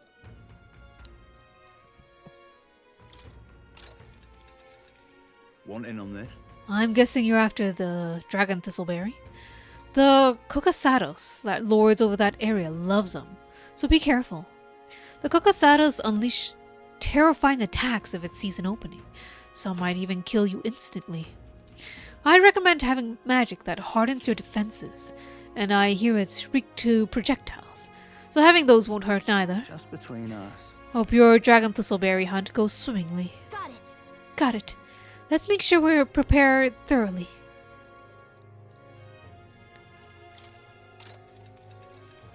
Want in on this? The Tomb of Lament, eh? Of course I'll tell you all about it. The bounty's called Photolich. People say it's a ghost. That's scary enough on its own, but the real horror is how it summons a two-headed beast called a Kamenza. Just between us. It's not just fighting two enemies at once that's the problem. When the Kamenza's around, Photolich's attacks get stronger. It uses powerful dark magic, so I heard from a bounty hunter who narrowly escaped from its life. You'd better prepare ways to protect against magic or use the Kamenza's weakness, wind, to take it out quickly. As you might suspect, it is a ghost, so Photolich's weakness is weak to light. Can't hurt to keep that handy. No kidding. Got it. Our best tactic is to devise a way to protect against magic, and also summon wind and light magic of our own. There's a Gupturus over there too. Its attacks are incredibly strong after it built up its power. I've heard it's weak to spears and blows. That's about it. Or bows? Is that what he said? Watch your step, unless you want your next step to be the grave. I receive a scrap. This is oh my god, there's so many more scraps! Want in on this? Oh, because most people normally stay away from the Forsaken Tower, it's become a complete den of monsters. Oh. Hey, oh, there you go! That's the place with the, that we're gonna pass by Katarina. The Forsaken Tower is here. It's really in the middle of nowhere, isn't it? Oh my gosh! It's a campground. Let's see here. That's Stillwood Camp. Among them, there's a particularly powerful giant called the Aureus. Just between us. Be careful when it stores up power. Its next attack will hurt. Let's just say so. Keep your defenses up. But I've heard that if you can remove its buff before its next attack, the rampage won't be so bad. Unfortunately, it also seems to be weak against dark magic. You'd best make sure you can use some of that. Cheers. There are lots of shops in Brawlhaven dealing in rare ingredients. There's even stands selling meat harvested from monsters and such. Other than that, there's a butcher who sells marbled bluefin tuna and briny salt from the water shop. But the only specially good you can get from the village nearby is really mellow milk. That's rare, depends on the person, I suppose. You cook, do you? I respect that there's more to you than strength. That reminds me, the younger of the Magnus brothers, his cooking is... I've said too much. Forget it.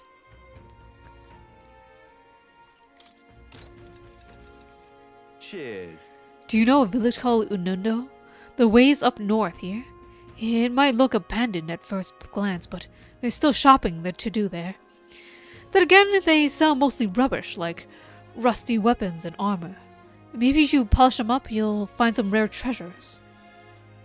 They also sell Hell's Boiling Bath Bomb, which is a bath salt, mellow milk, as well as toothbrushes, their specialty.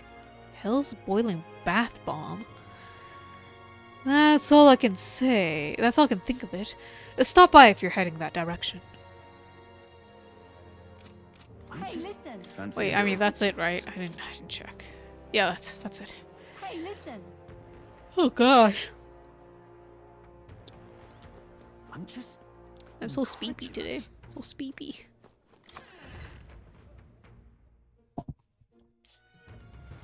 Huh. Alright. Alright then. That's what I said. Where to? I want to do, if there's no more quests to pick up, I want to do Colosseum. Hehehe.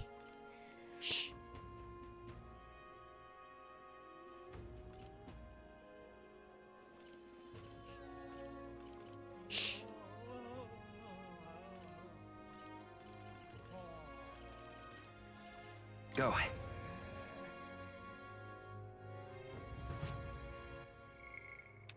If I could do Colosseum.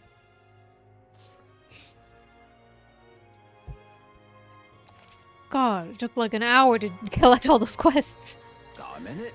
Listen, just move about like we practiced and you'll win. This may be your first monster, but it doesn't matter. A paltry task. No monster's match for me. Woo! That's the spirit. This is the birth of the new Brawler King. Now get out there. Oh, here's the pompous noble. Not a merely low-life urchin, but a grubby little elder besides. I have no words to waste on your kind. Out of my sight. Yep. Sounds like we found our pompous Ishkia. I bet this guy's got the deed we're looking for. But he won't give us a second glance. We'll have to think of something to catch his attention. About my loan. Hey, look what I can do. You know me, I trust? Have I seen you before? Ah, you're that candidate who offered up the noble's head at the exhibition. Elder or not, I can respect such sophisticated tactics. Go on then, I'll hear you out. But as you can imagine, I'm busy watching the fights. You have nothing more worthy of my attention. I can't be bothered. What do you want to do? What's our move? Bring up the deed or try a different topic? Such a tawdry arena this is. This arena sucks. I can beat everyone here. I beg your pardon? You would mock these sublime, artful fights? I prefer real fights. I see. I suppose you are a candidate. No doubt you've been to many distant lands, fought strange and skillful opponents. I confess I'm intrigued. Might I hear of these adventures? Amazing! Got him on the hook. But what story do we tell him? Ever tasted a giant sandworm? Whatever would I want to? Hang on! Come on, don't gross him out. We've got his attention. We need a real showstopper to get him on our side. Though I guess it's not like I can think of any. That's all, is it? Come back when you've actually accomplished something. If you visit the legendary tower north of the city, for instance. Oh, that's what we have to do. Fine. Oh. Can I go behind there? Hail, warriors. Welcome to the Varino Coliseum. But that sword by your belt, I'm guessing you're looking to participate. Then I've got bad news for you. Damn it! The Coliseum's really booming in the aftermath of the exhibition, so we're far too busy to accept new competitors right now. Let's not. Is that popular, huh? Guess we should focus on infiltrating the infiltration mission right about now anyway. Bullshit! At the exhibition of the brave. Aren't you the one who... No, forget I said anything. I don't really care for the answer. I don't know what brings you to Varmareno Coliseum, but the seats are filled and we have no need for challenges at the moment. Let's not. Kinda rude, huh? All the same, it's not like we have time to become gladiators, even if we wanted to. Alright then. Fine. Be that way. Where to? Fucking bullshit. That's what I say. Bullshit.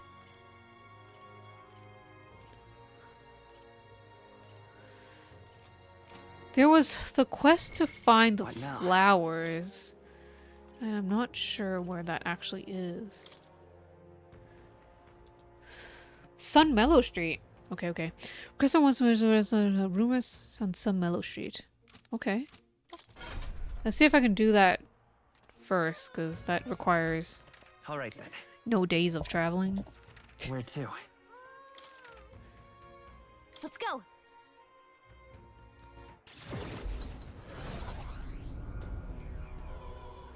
And then we travel and fight and travel. Hey, listen. Idiot. Is Mr. Luis gonna be the new... Am I cool enough for that person yet? What did I need? Whatever. For Stroll's quest. I've already forgotten. What are you murmuring about? Well, I'll not loiter. Why have we needed this long to decide upon a king? Was His Majesty in the sky so dissatisfied with His Eminence Forden? His Majesty has me positively baffled. But in the end, His Eminence will clearly demonstrate that he is the righteous choice. Indeed, We should all hope. I simply cannot stand all these fools strutting about posturing as candidates. Oh, God. Can we steal flowers from the church? Sir? What is it? Hey, We heard that you start offering something outside the ordinary for sale. Would you happen to have any flowers we can buy? Oh, indeed. We sell rainbow flowers, but it's not a fresh flower, but a handicraft. Its resplendent rainbow colors and soothing beauty are highly regarded by the believers here. It's rather valuable, but I shall be happy to give it to you for a trifling donation. Yeah, wouldn't expect anything for free here. come on. There's something about it that's unusual. I bet that boy would be happy to get one. The sector did say it was valuable too, so it's worth a closer look.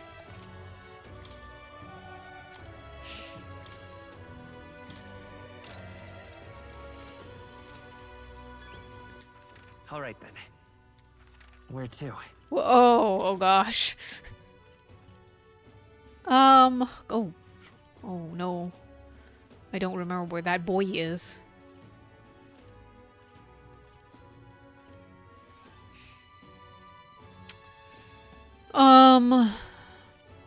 Was he... This one. There we go. There it is. I don't have to remember when there's check marks for me.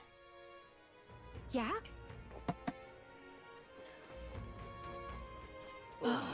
This game is so dumb friendly. Did you perhaps bring that rainbow flower for me? Thanks, mister. Wow, look at it. It's all sparkly. This is going to be great. So next, you just got to give this flower to my friend and say, I love you, please. Huh? I don't know. Oh, hold on there, kid. You really think he should confess to your friend in your place? What if your friend falls in love with him instead? Well, that wouldn't be good. But I'm too scared. I wish I could be brave like you. Right? You almost ran out the city gates looking for a flower. That sounds pretty brave to me. Alright, I'll take this flower and I'll be honest about how I feel. I've got to tell my friend how great you are. Thanks for your support. Yeah!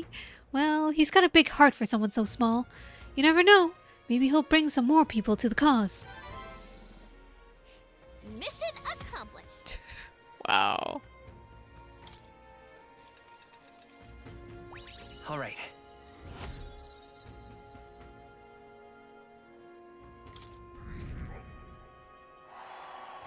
Wow, that actually brought me 2 ranks up. I'm sure this flower will make my friend happy. Thanks, mister. Good luck on your tournament thing. I'll be brave and try my best too. Wow, burbs. Pardon me. Say, lad. Yes, young man there. Can you read and write? If you wouldn't mind, I'd be grateful if you helped me write a letter. I want to send it to my son in Grand Trad, but I don't know how to write. If you could... Of course, I wouldn't ask someone for free. If you do me this kindness, I'll make sure that it's worth your while. In other words, working as a scribe? Well, if we can get it done quickly, sounds like he's willing to pay us, so what do you think? Let's help him. I am in your debt. Well then, let me write out what I want to say in my letter. Remember it clearly and write it down for me, yeah?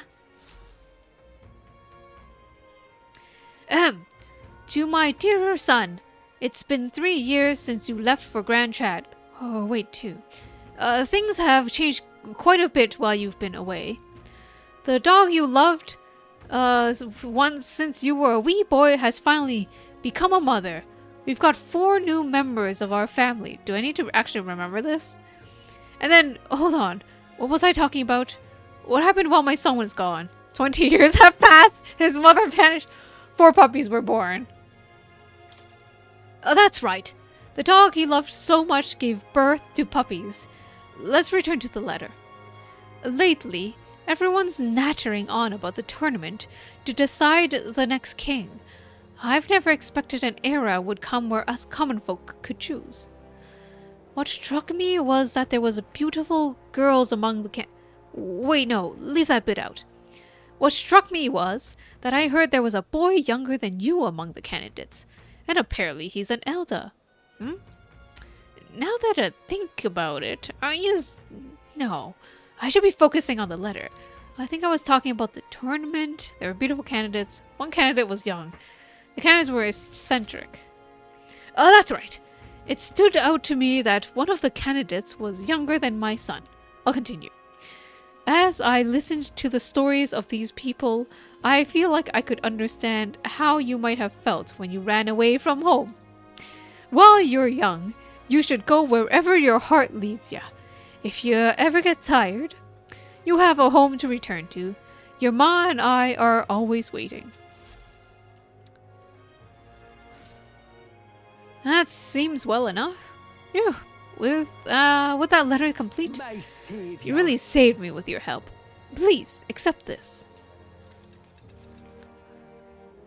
Thanks to you, I feel like the words flowed more smoothly than I expected them to. Thank you. And as a reward for that, here's a little more. Take it. A little extra for getting them right.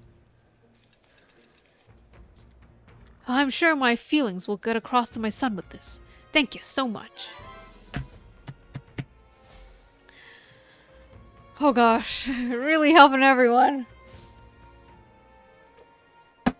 100-hour game. How grand. Oi. All right then. Seems like the only thing I just have to travel. All right then. To the Gauntlet Runner. Let's go. I just have to do all those dungeons. Tonight? Just kidding. I don't think I can. I probably can do at least one, right? All right. What do you think, Gallica? Looks like there's someone who wants to talk to you. Maria! Oh, we can talk to Maria instead. Or Barden. We need to talk to Barden so we can level up.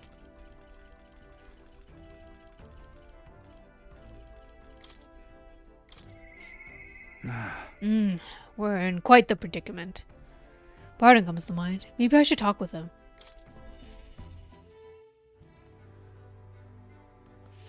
I can't believe... Oh! They have my posters! We help anyone in trouble. Wait, did they always have my posters? Look, it's posters of us. Someone out there must be rooting for us. I don't know who made it, but it's pretty great, isn't it? Were they always there? Think I'll forget this, do ya? I heard the whole story about the Sanctress. How she was with the kidnapper and all. Such a horrifying story, and they're saying she raised some sort of monster. Awful, just awful. Think I'll forget this, do ya? Oh boy. Yeah, I wonder how this whole town's doing. Now that it's out that their queen or the Sanctress is not it's not a cool person.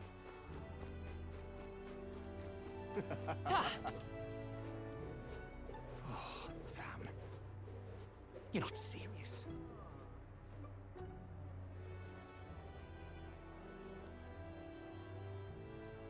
I'm just incredulous. Beg pardon? I guess it's over. That voice we heard was a human? Oh, that makes me even more frightened. I was happier not knowing. It's a very paranoid person. Why is there so much Magla? Was it always like this? I swear it's more than before. Forgiving that anytime soon. Why is it I won't be so forgiving much? that anytime soon.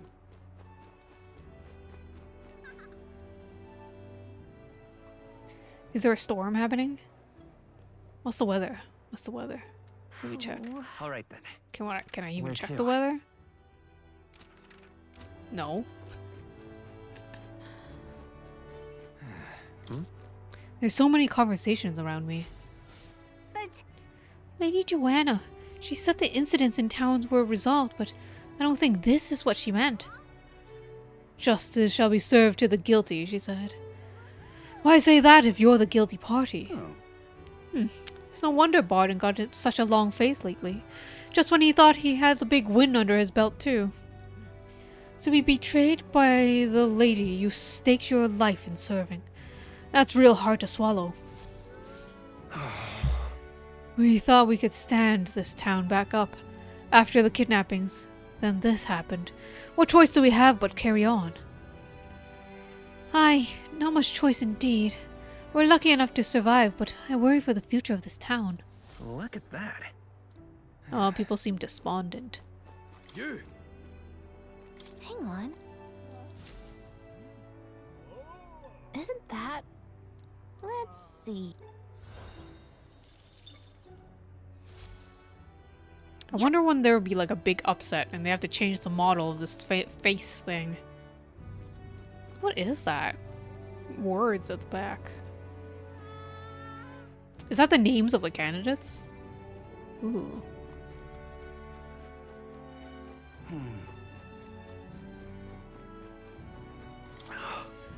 I want to see the perpetrator duly punished, but I never thought it'd be Lady Joanna. I thought she was kind, unlike those other pompous aristocrats, but in the end, they all just see people as fodder, don't they? I'm sorry I couldn't save her. No, I'm not blaming you. I actually feel like I owe you an apology. Heinz may too. It's just, everyone's lost something important. When I see a parent who's lost a child, I can hardly bear it. It's shameful for me to say this as a guard corps, but thank you for ending the kidnappings. I feel like this is way too much Magla and everyone's upset. There's gonna be a human that's gonna attack this town and this town's gonna be toast. Stop that at once! Oh, I want to... The Gauntlet Runner, I was just there. I want to raid the pantry. That's why I went there. I got distracted. All right then. Let's go. I'll check out the weather too, because... Is there a storm happening? Pantry. This is...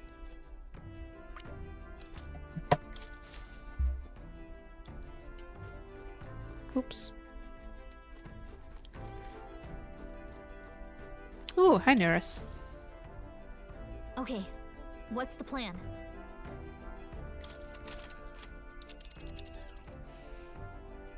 Now then. Ah, sand flash. Maybe that's why everything is all messed up.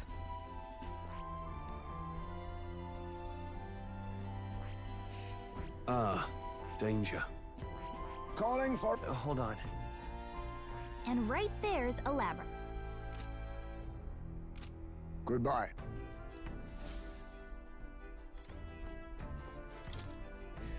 Maybe not now.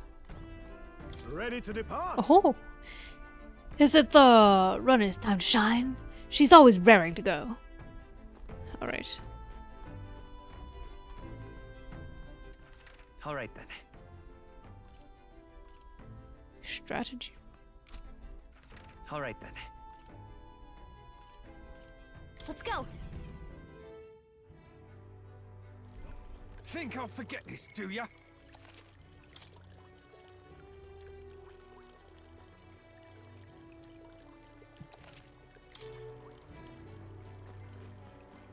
I can't believe it. What's you?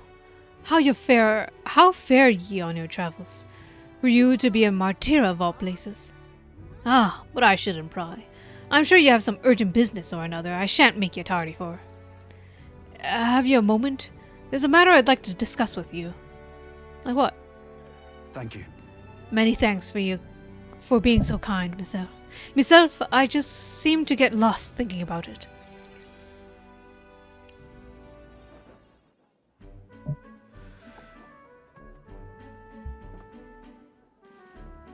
The truth is...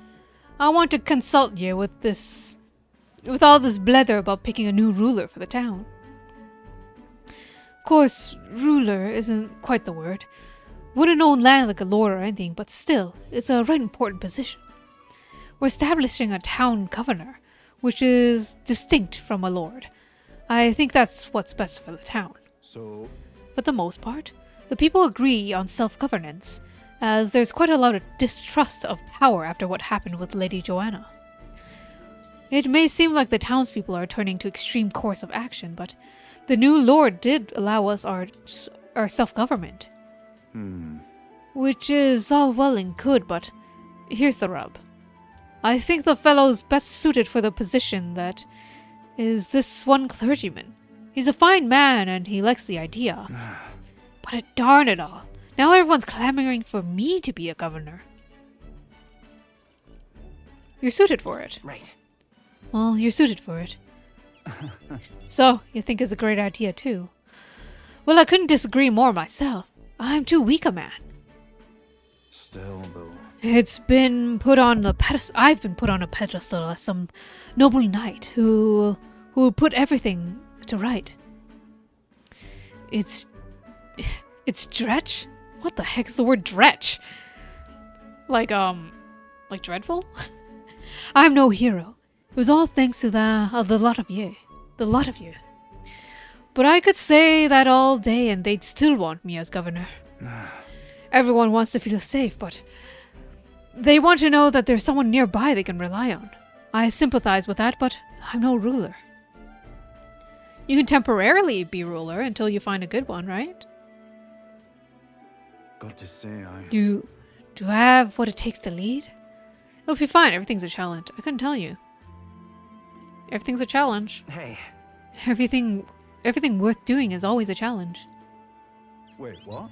Is it always? I do remember hearing that the closer you get to your breaking point, the greater you become. If that's true, we can't become better men without a challenge, can we? Thank you, friend. Talking with you has helped me come to a decision. For myself. I'll represent the townspeople. Yes, I'll become governor and restore the whole place. I'm not sure if I'm the man for the job, but I'll give it everything I've got for the good of the town.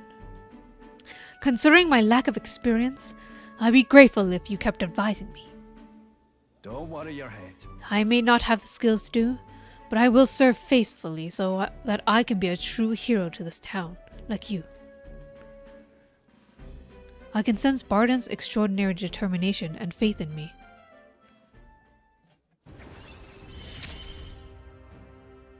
I'll do anything for this town I adore.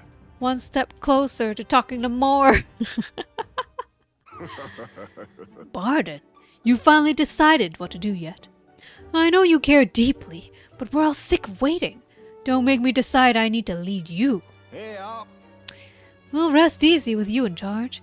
Those sandworms have been a right pain, but you seem to take charge. You seem like a take charge kind of man. Don't you worry. Too true. A sandworm attack would devastate Martira. I'll work up some countermeasures. There we go. That's what we're talking about. Don't work too hard now, big man. Well... Okay. But go ahead and remove childcare from your job skills, will ya? We hated it when you chased them around during hide and seek. Yun yap yun? Kind of yap. There's been no battles so far, basically. All story, all day. Me wee ones were bawling and screaming about something awful. They still cry from the memory of it. Whoa. What? But that's how you play hunter and prey. If they scream, it was just proof they were playing it right.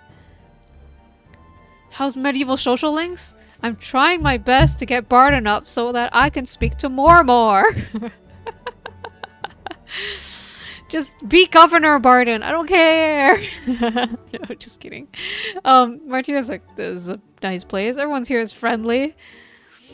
It's nicer than Louis, I guess. But anyways, I swear to you, I'm determined to protect this town. My thanks. Thanks you for your time.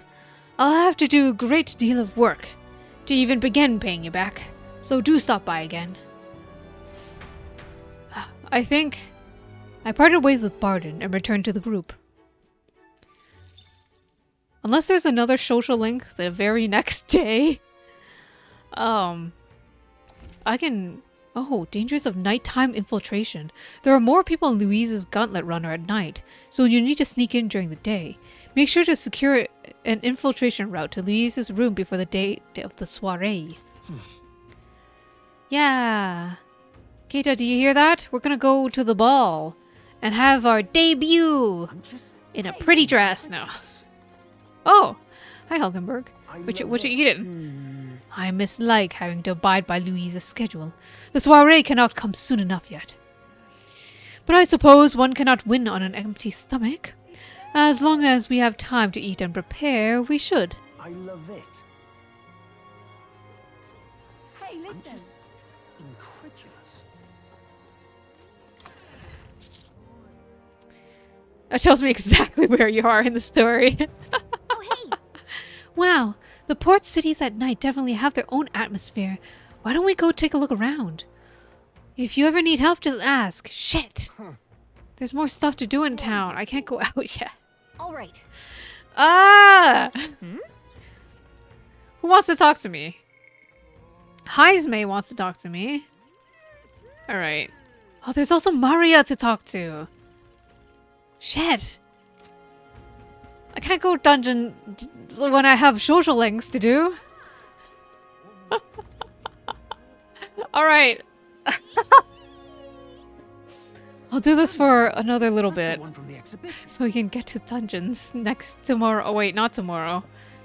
Maybe tomorrow, maybe next week. Wonder if I could have been one Spine Louise's gauntlet runner in the harbor makes me jealous. Maybe I should join his private army too. Oi! You promised me you would only have one drink. Getting smashed and sign over Louis. If word gets out, you'll be discharged. And worse. Ah? It's Sepash. You admire Louis, don't you? You was telling in tales about how he hunts humans without an igniter. What sort of drunken nonsense are you spouting now? I've heard nasty rumors about that magic sword of his, but still. Hang on. That's the one from the exhibition. Wonderful. What? Watchtower? Who is you? Enchanting woman. Well now, if it isn't my darling Elton boy, you've become quite famous, or so my customers tell me. But I must say I pity that sanctress, losing the distinction between a monster and her own child. Not having children is the best option, in my opinion, especially with our country in such turmoil.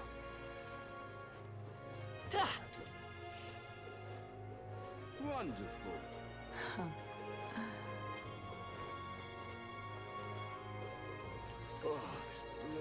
Say there. Oh hey, it's you! Greetings. Ah, well met.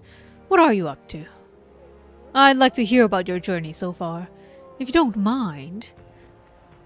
Oh, we need more observation. That's what I'd like to say, but I don't have enough wisdom to piece together the insights Alonso desires. If my wisdom was knowledgeable, I could give Alonso information he could actually use. Ridiculous. It seems you're not particularly ready. Pity. Wow, we're not smart enough for him. Wonderful. Gone clammy all over in this. What am I gonna do? Hey, grand, isn't it? Recently, I heard a monster sunk a well-built ship, cargo and all, on a day still as glass, with neither wind nor waves, no less. Fie, seems like we won't be able to go to the sea for the moment. But between Brilhaven's stalwart soldiers and our fine ships, can't anything be done? Oh. These days, sailing out there is tantamount to suicide. But well, if we had some sort of aquatic gauntlet runner... Is there going to be a water dungeon? That's what I thought. But everyone's been... Oh yeah, it's the big water blobs. We need to fight water blobs, right? We're going to fight water spheres in the sky. Well met, eh? We have to fight those. Wonderful. Hey, another newcomer. Used to life in Brilhaven yet? You've only been here like 2 days. The sea here at night is beautiful. I wish I could listen to the sound of the waves forever. But if Lord Louise ordered it, I'd burn this whole city to the ground. If you're one of us now, so If the order comes down, be ready. Here, take this. A small gift for a new friend. Frickin' hell. For the sworn oath, precondition yourself to what must be done. Wonderful. God, he has got them all brainwashed. Grand, innit? It's very scary cult. Gone clammy all over in this unit. Wonderful. Oh. Oi! Oi! Right then.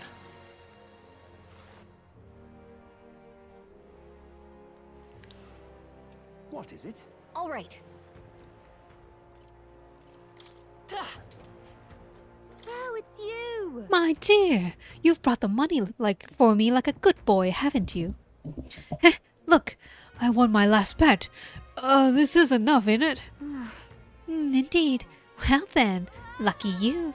Tonight may just be special. Huh.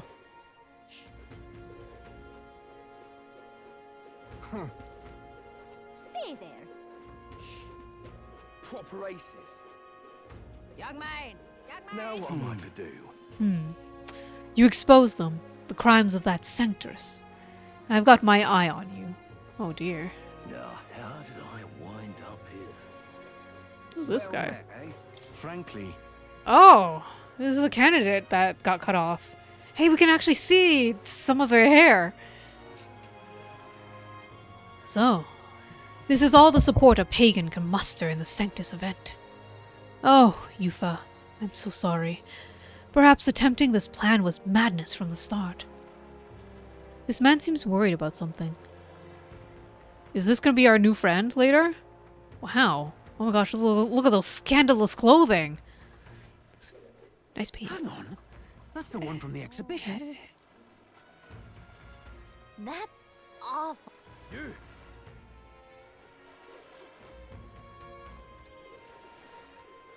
Aha. Now what am I to do? Young man! Young man! I'm just gonna talk to Heisme. Say there.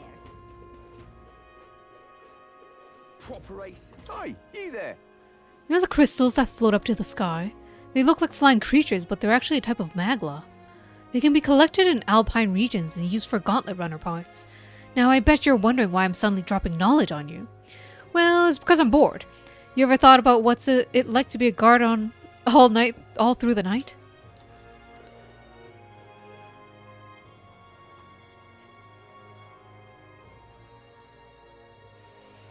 Oh. Hey, Jonah. Oh? Or Juna. Oh, it's you. Surprised to see you here. What are you up to? Must I be up to anything? A big city like this, it'd be a waste to spend the night cooped up somewhere. More importantly, that Fidelio's so overbearing. He glowers any harder and I think it'd be my turn to be suspicious. So overprotective. Oh yeah, they both got crushes on her. Recently, someone ran back into the city in the middle of the night, wailing and crying after attempting a dare of some sort in the Tomb of Lament. That's the name of the cemetery outside the city, see? Monsters infest the place, so I'd done my duty and warned him not to go there, but did he listen? Anyways, that noisy idiot says something terrifying emerged from the grave, and that it also brought something else along with it. Yeah, I haven't a clue what that means either. Whatever. Point is, if you don't want to get hurt, stay away from there. Dreadful. Why did this happen? I don't want to read everything anymore. I'm getting tired. Oi. Wait, is this person again? I am in your debt. I'm truly lucky to have met you. Since long ago, I was taught that Elder were filthy, impure tribes. I suppose you never know until you meet one, huh? Why are Elda Oh, this blooming heat. impure and whatever? All right.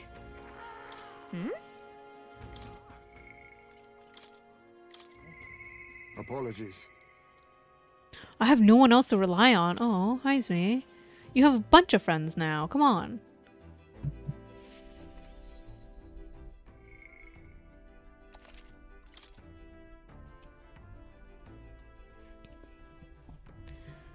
Alright, talk to us. Ah, it's you. Why, hello there. For all the time we spend in battle, it's good to rest our wings once every now and a while, huh? I've been thinking of the Yujef village. In some ways, there may be no better place for my son to finally rest. But I've been away for so long. Can't say if they'll still accept me. I'm practically a stranger now. Let's go and see. Yes. Right then. I suppose I'll stop wasting time dithering and get myself ready. The place is just to the east of Martira. The village is hidden, so I'd prefer a quiet and careful approach by carriage. I'll guide us. Ooh, carriage! Carriage transition! In days gone by... Hasn't changed a bit. Yes, this is my hometown. Apologies for dragging you all this way. Tadari! It's me, Heisme. I've returned, and I've something to discuss. I've known Tadari for a long time, you see. He's the leader of the village. Oh, I feel like he's gonna get rejected. Just... Although, I should warn you now that you'll not be welcomed here. You may feel some hostility in the air. Say I'm used to that. Hey. Nothing. I'm used to it. I apologize. Ah, yes. The Elden experience, I suppose. Nonetheless, I do apologize. Aishme, is that you? You're looking grey in the You're looking grey in the ears, my friend.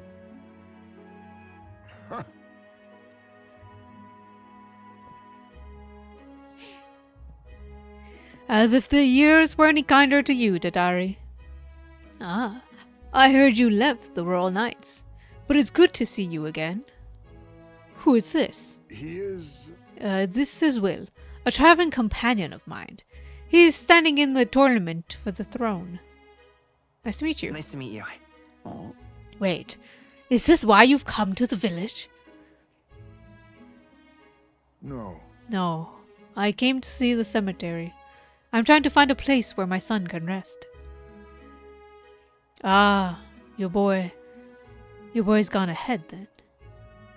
He passed away before I could bring him here. At the very least, I thought I might let him rest somewhere with a view of the village. He loved running with the wind in his face. Surely, I thought he'd like the hill. I know it's not something the villagers easily accept, but... Yes. I see. Well, sounds wonderful idea to me. But you know the cemetery is a secret to the village. I fear you might be right. I'm not certain how they'll respond. Would you allow me to take the urn? I imagine that seeing it will prompt their cordiality, if not sympathy. Please. All right. Thank you. Here... I always used to train here when I was young. Look closely. You can see this tree is riddled with claw marks. I know, because it was my claws that left them. Brings back memories. Of course, having shaken the tree, I'd get a swarm of bugs coming down my head. And of course, I'd be whinging to Tadari about it. Adorable. So, even you were cute as a kid once, huh? Having trouble imagining it?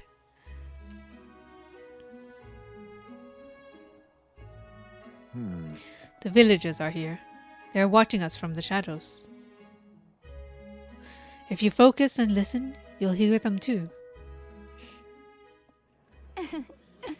He didn't leave voluntarily. He was stripped of his knighthood, wasn't he? And now he wants his child buried here? The boy wasn't even born in the village. Oh. Do you hear? Not very welcoming. Sounds like you're not welcomed here. Eat them alive! Aww. I see you're very protective of Heisme, but I guess I can also understand. Heisme is seen as being abandoning the village, but also Fucking... You love you love everyone in the main cast? They're all very cute. Well... Exactly within my expectations, then. If they decline, let's withdraw without a fuss. Heisme. I've explained the situation to the younger villagers. Seems like nobody had any problems with giving your son a place here. Indeed. Thank you. Master Tadari! The urn! The urn of bones is gone! What? Yeah, nobody had any problems. Yeah, I was like... that's why Heisme was like, indeed? And also, the fact that Tadari was not holding the urn, I was like... They're definitely gonna, like, smash it or something, right? Like, they hate this dude. What is the meaning of this?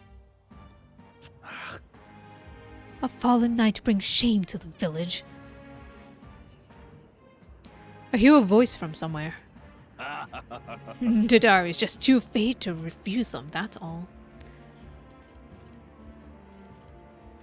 Explain yourself? Hey. What's the meaning of this? Huh. This is the only welcome an outsider can expect. And stealing doesn't? Shh. Stealing is part of their culture. I don't know. Well, stealing is not a crime if it's someone evil, right? It's like Robin Hood. I'm sorry, Heisme. I cannot excuse the villagers' behavior. Radical profiling a metaphor. Yeah, oh sorry, racial profile. Yeah, the race thing in metaphor is so like on the nose, like it's really in your face all the time, everywhere. I was like, I don't know how I feel about that. Because it's so... There's like zero nuance.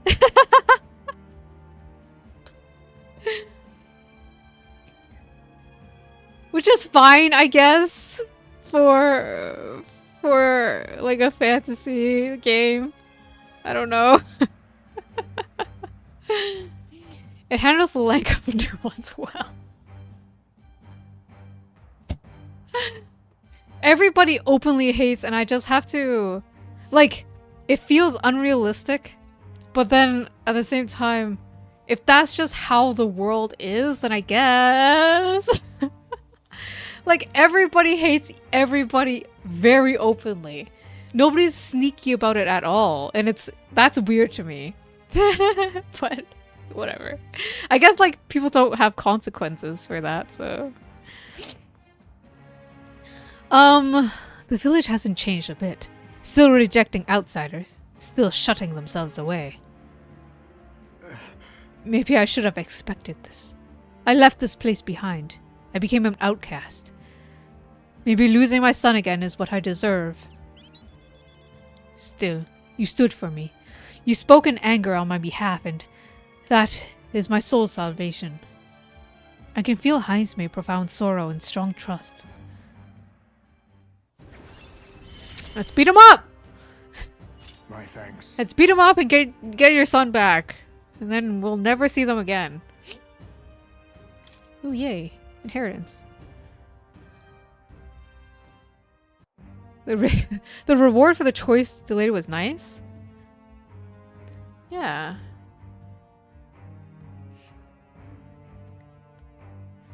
It was like, it basically was actually when Heisme was appreciative of it. So yeah, kind of mechanics.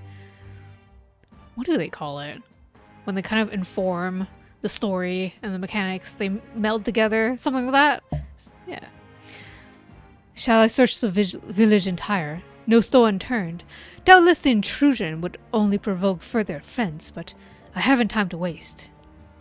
As opposed to instantly after making the choice, yeah. And then like having the god's view of knowing what Heisme's emotions are. You have my sincerest apologies. I shall take responsibility and find the urn. It is my duty as chief. No, as one who would see justice done. Why do they have shorter ears than Heisme? There is an unease at the village, but today I think it is best you leave.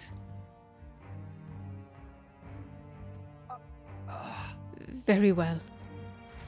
I hope it's not Tadari's doing, although he seems, for now, he seems genuinely Heisme's friend. Heisme and I return to the city in silence. Time marches on, and the age of a new king draws nearer. Oh gosh, should I talk to Maria? Because I think I can do that now, right? Less prominent hairstyles than the... Oh, so they have less prominent ears than Heisme. It's not important. Well, I thought Heisme's hairstyle is like his little like ear nick that he has, the little cut on it. That makes him special, okay? He's unlike the other Ujifs. Not like the other Ujifs. The day of the soiree is approaching. We need to secure our infiltration route to Louise's quarters before then. We must reclaim the formula without raising suspicion. Then, at long last, we will finally have a means to break the prince's curse. Let's make it happen. The prince's fate is in our hands. The plan is risky, but we have to see it through. True. 19 days until Louise's soiree. Let us proceed with the utmost caution. Also, Keita, don't tell me, but I'm so suspicious. Why would they... There's no way the prince is waking up this early. There's no way. I hear a voice. Mister. Oh, we'll have to say goodbye soon. The sadness will come back. Why? Why do we have to say goodbye? Maria comes to mind. Maybe I should talk with her. I'm not... Yeah, don't tell me anything, but... My eyes are squinting. I'm suspicious. What are these blobs of water? Oh, is it supposed to be like on my screen? Blobs of water? No, they're just blobs of water in the sky. What? Why? Just because it's Brilhaven? Water is wet? The stuff is... No, not the triangular stuff. Wait, like there's different types of Magla? I know the triangular stuff is Magla. Wonderful. But this blob of water is also... And then there's like hexagonal stuff. I guess the hexagons are also Magla. Alright, let's talk to Maria. Wonderful. All right. Where to? We can tell about all our dangerous adventures. We were almost killed, Maria. But don't worry. Good guys always win at the end. I'm also the protagonist. Where the heck are you? I'm in the wrong village, aren't I? Where to? I have to go to Crown Trad. Sunshade Row. Let's go. The blobs are also Magla, just watery Magla. I see. That's why you don't see... Oh! I didn't notice until now. I thought it was like Brilhaven exclusive Magla because we're near the ocean or something. What are you up to? Heard the Sanctoris was executed at the exhibition. Must have been nice. I'd like to hang a big timer like that too. We only hang Parapus accused of petty crimes here. More for show than anything. Justice. I've never felt like it existed. Even if it did, there's no redemption for me. You little bastard, you. How do they have someone to hang every week? That's so many people. Oh, I guess Grand Trad is gigantic. We should rip these posters down. Just kidding.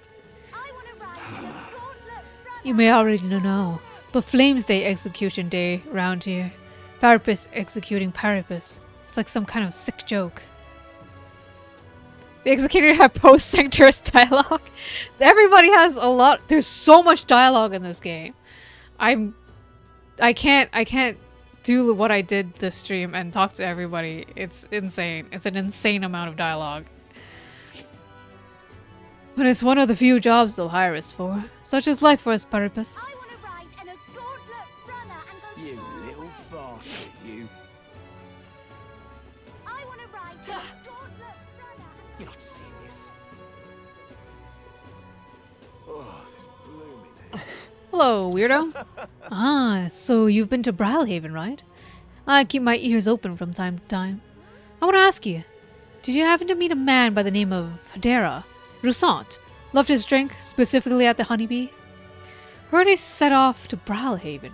Was worried about what he's up to now. Hadera? I don't remember. I do not recall. What the heck are these? Just bowls?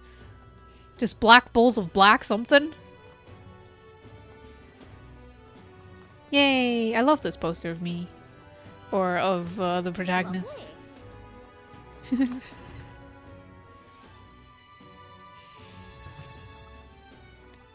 Grand, innit? Hello. From what I hear, certain elders caught the spotlight at the exhibition. Must have been you in it. Here I was wondering why Fabienne was in such a good mood. Brilliant, mate. Truly. I had no idea. Grand, innit? You're not In it. serious. Can you go to my room?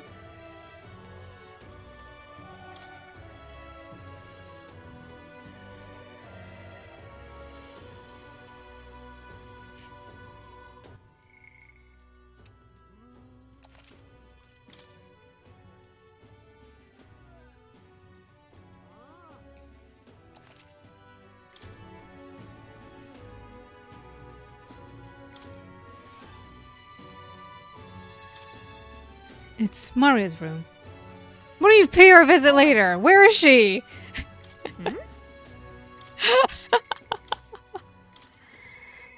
Mister.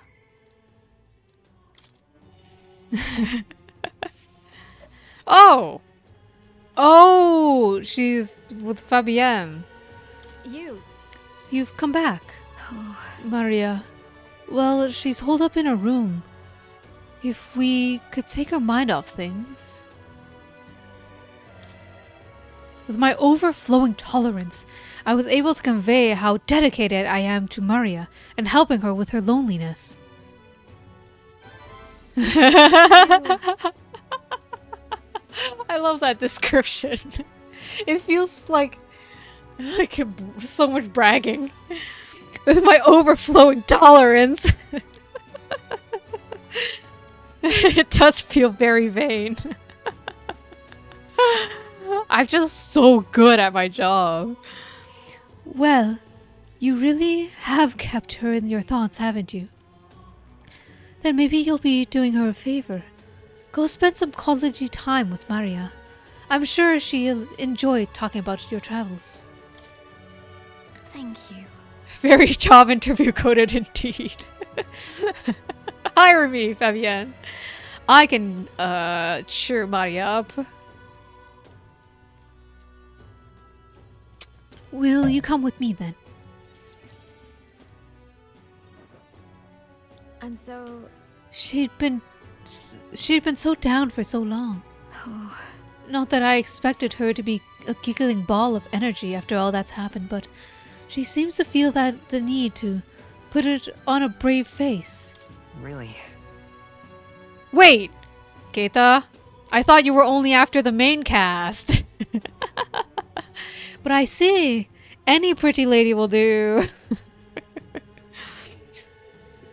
Fabienne is extremely pretty, though. And she has her own business. She housed us. She was so kind to us. Even as nobody Elda. Look at her. Yeah, you're right. You're right. I know you're right. It sounds like she's bottling up her emotions. She must be.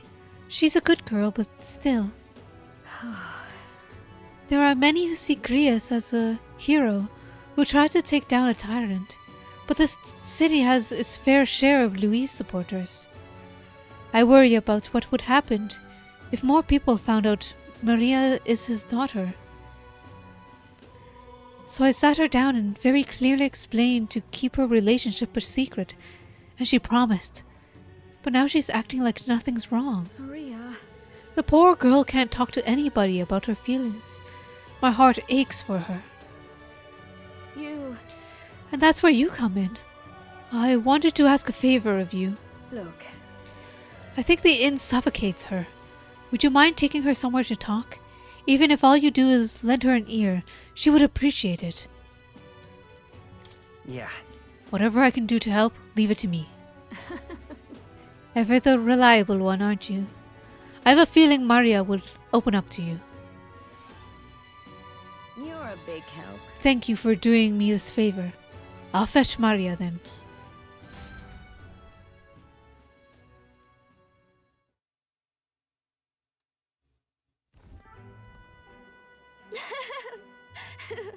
I forgot about her patchwork dress. It's cute.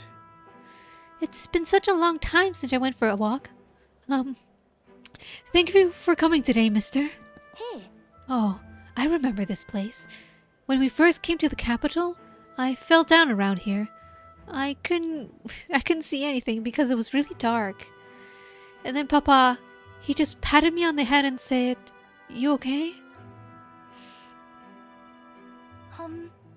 Hey, mister. You can tell me. Sure. Don't worry. You can tell me anything. Oh, it's... Never mind. I mean, there's something. A whole lot of somethings, but I'm not sure which one to ask first. Oi there!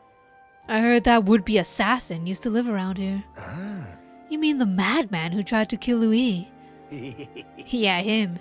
Can you believe some washed-up old mercenary thought he'd be able to take out Louis?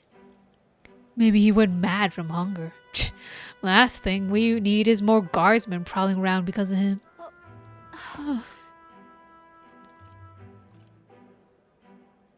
Let's keep walking. Why don't we keep walking? Yeah. Okay. Tell me stories about your journey. The ones about places outside of Grand Trad. Maria and I walked around aimlessly as we talked about various things. Maybe I should have told them off.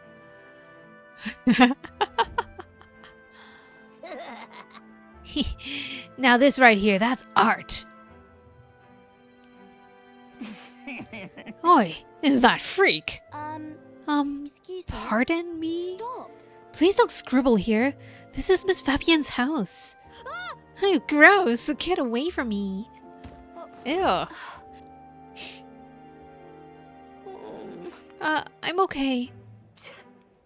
That was your own fault. You had it coming. That's right. Yeah.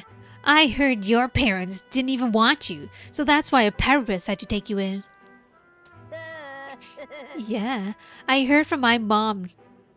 I heard my mom say there's some weird half-blood kid living in some dodgy inn. I bet she was talking about you. Apologize to her. Apologize to her now. Shut up, stupid head. I'm out of here. Look, that's gonna work. Am I weird?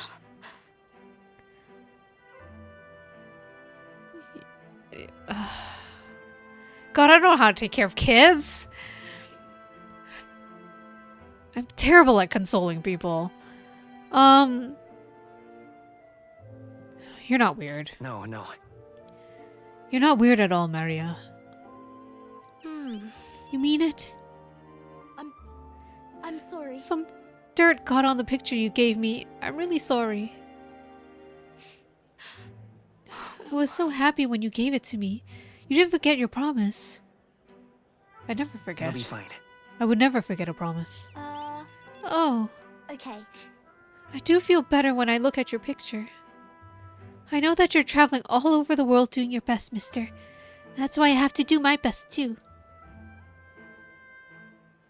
I can sense Maria's vigorous determination and the unshakable trust that she's placed in me.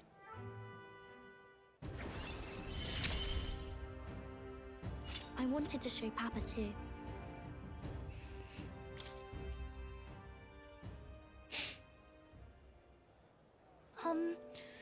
Was it true when he said my parents didn't want me? Nobody tells me the truth about anything. They all just say that I'm still a kid. Do they not want to tell me because I'm a kid? They don't want to say it was my fault Papa died? That's not true. He did it for you. A bad person did it? Ugh! That's not true. No. That's not true at all. Then why? Why can't I see Bob again? We have to go back to Miss Fabienne's. By the way... if it's not too much trouble, can you... Maria. I'll come and visit you again, Maria. Okay. Okay, it's a promise. So, see you later, right? Yeah. Oh god, it's so sad. She's so sad all the time. And it's so bad because, like, what are you even supposed to do? What are you supposed to say? You can't say anything. Nothing will make it right. It's just so sad.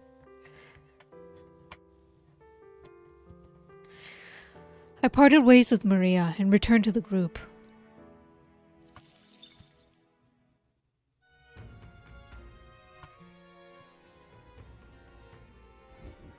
Yeah.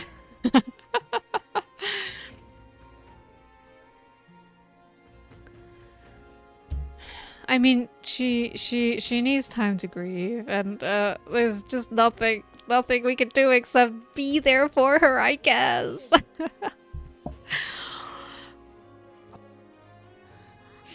What do you think we should do, Gallica? Why weren't you there with us?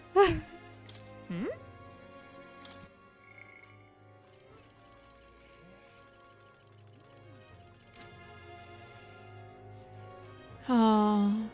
I'm just Hey, listen. incredulous. I love it. I shudder to think of calling myself that man's underling.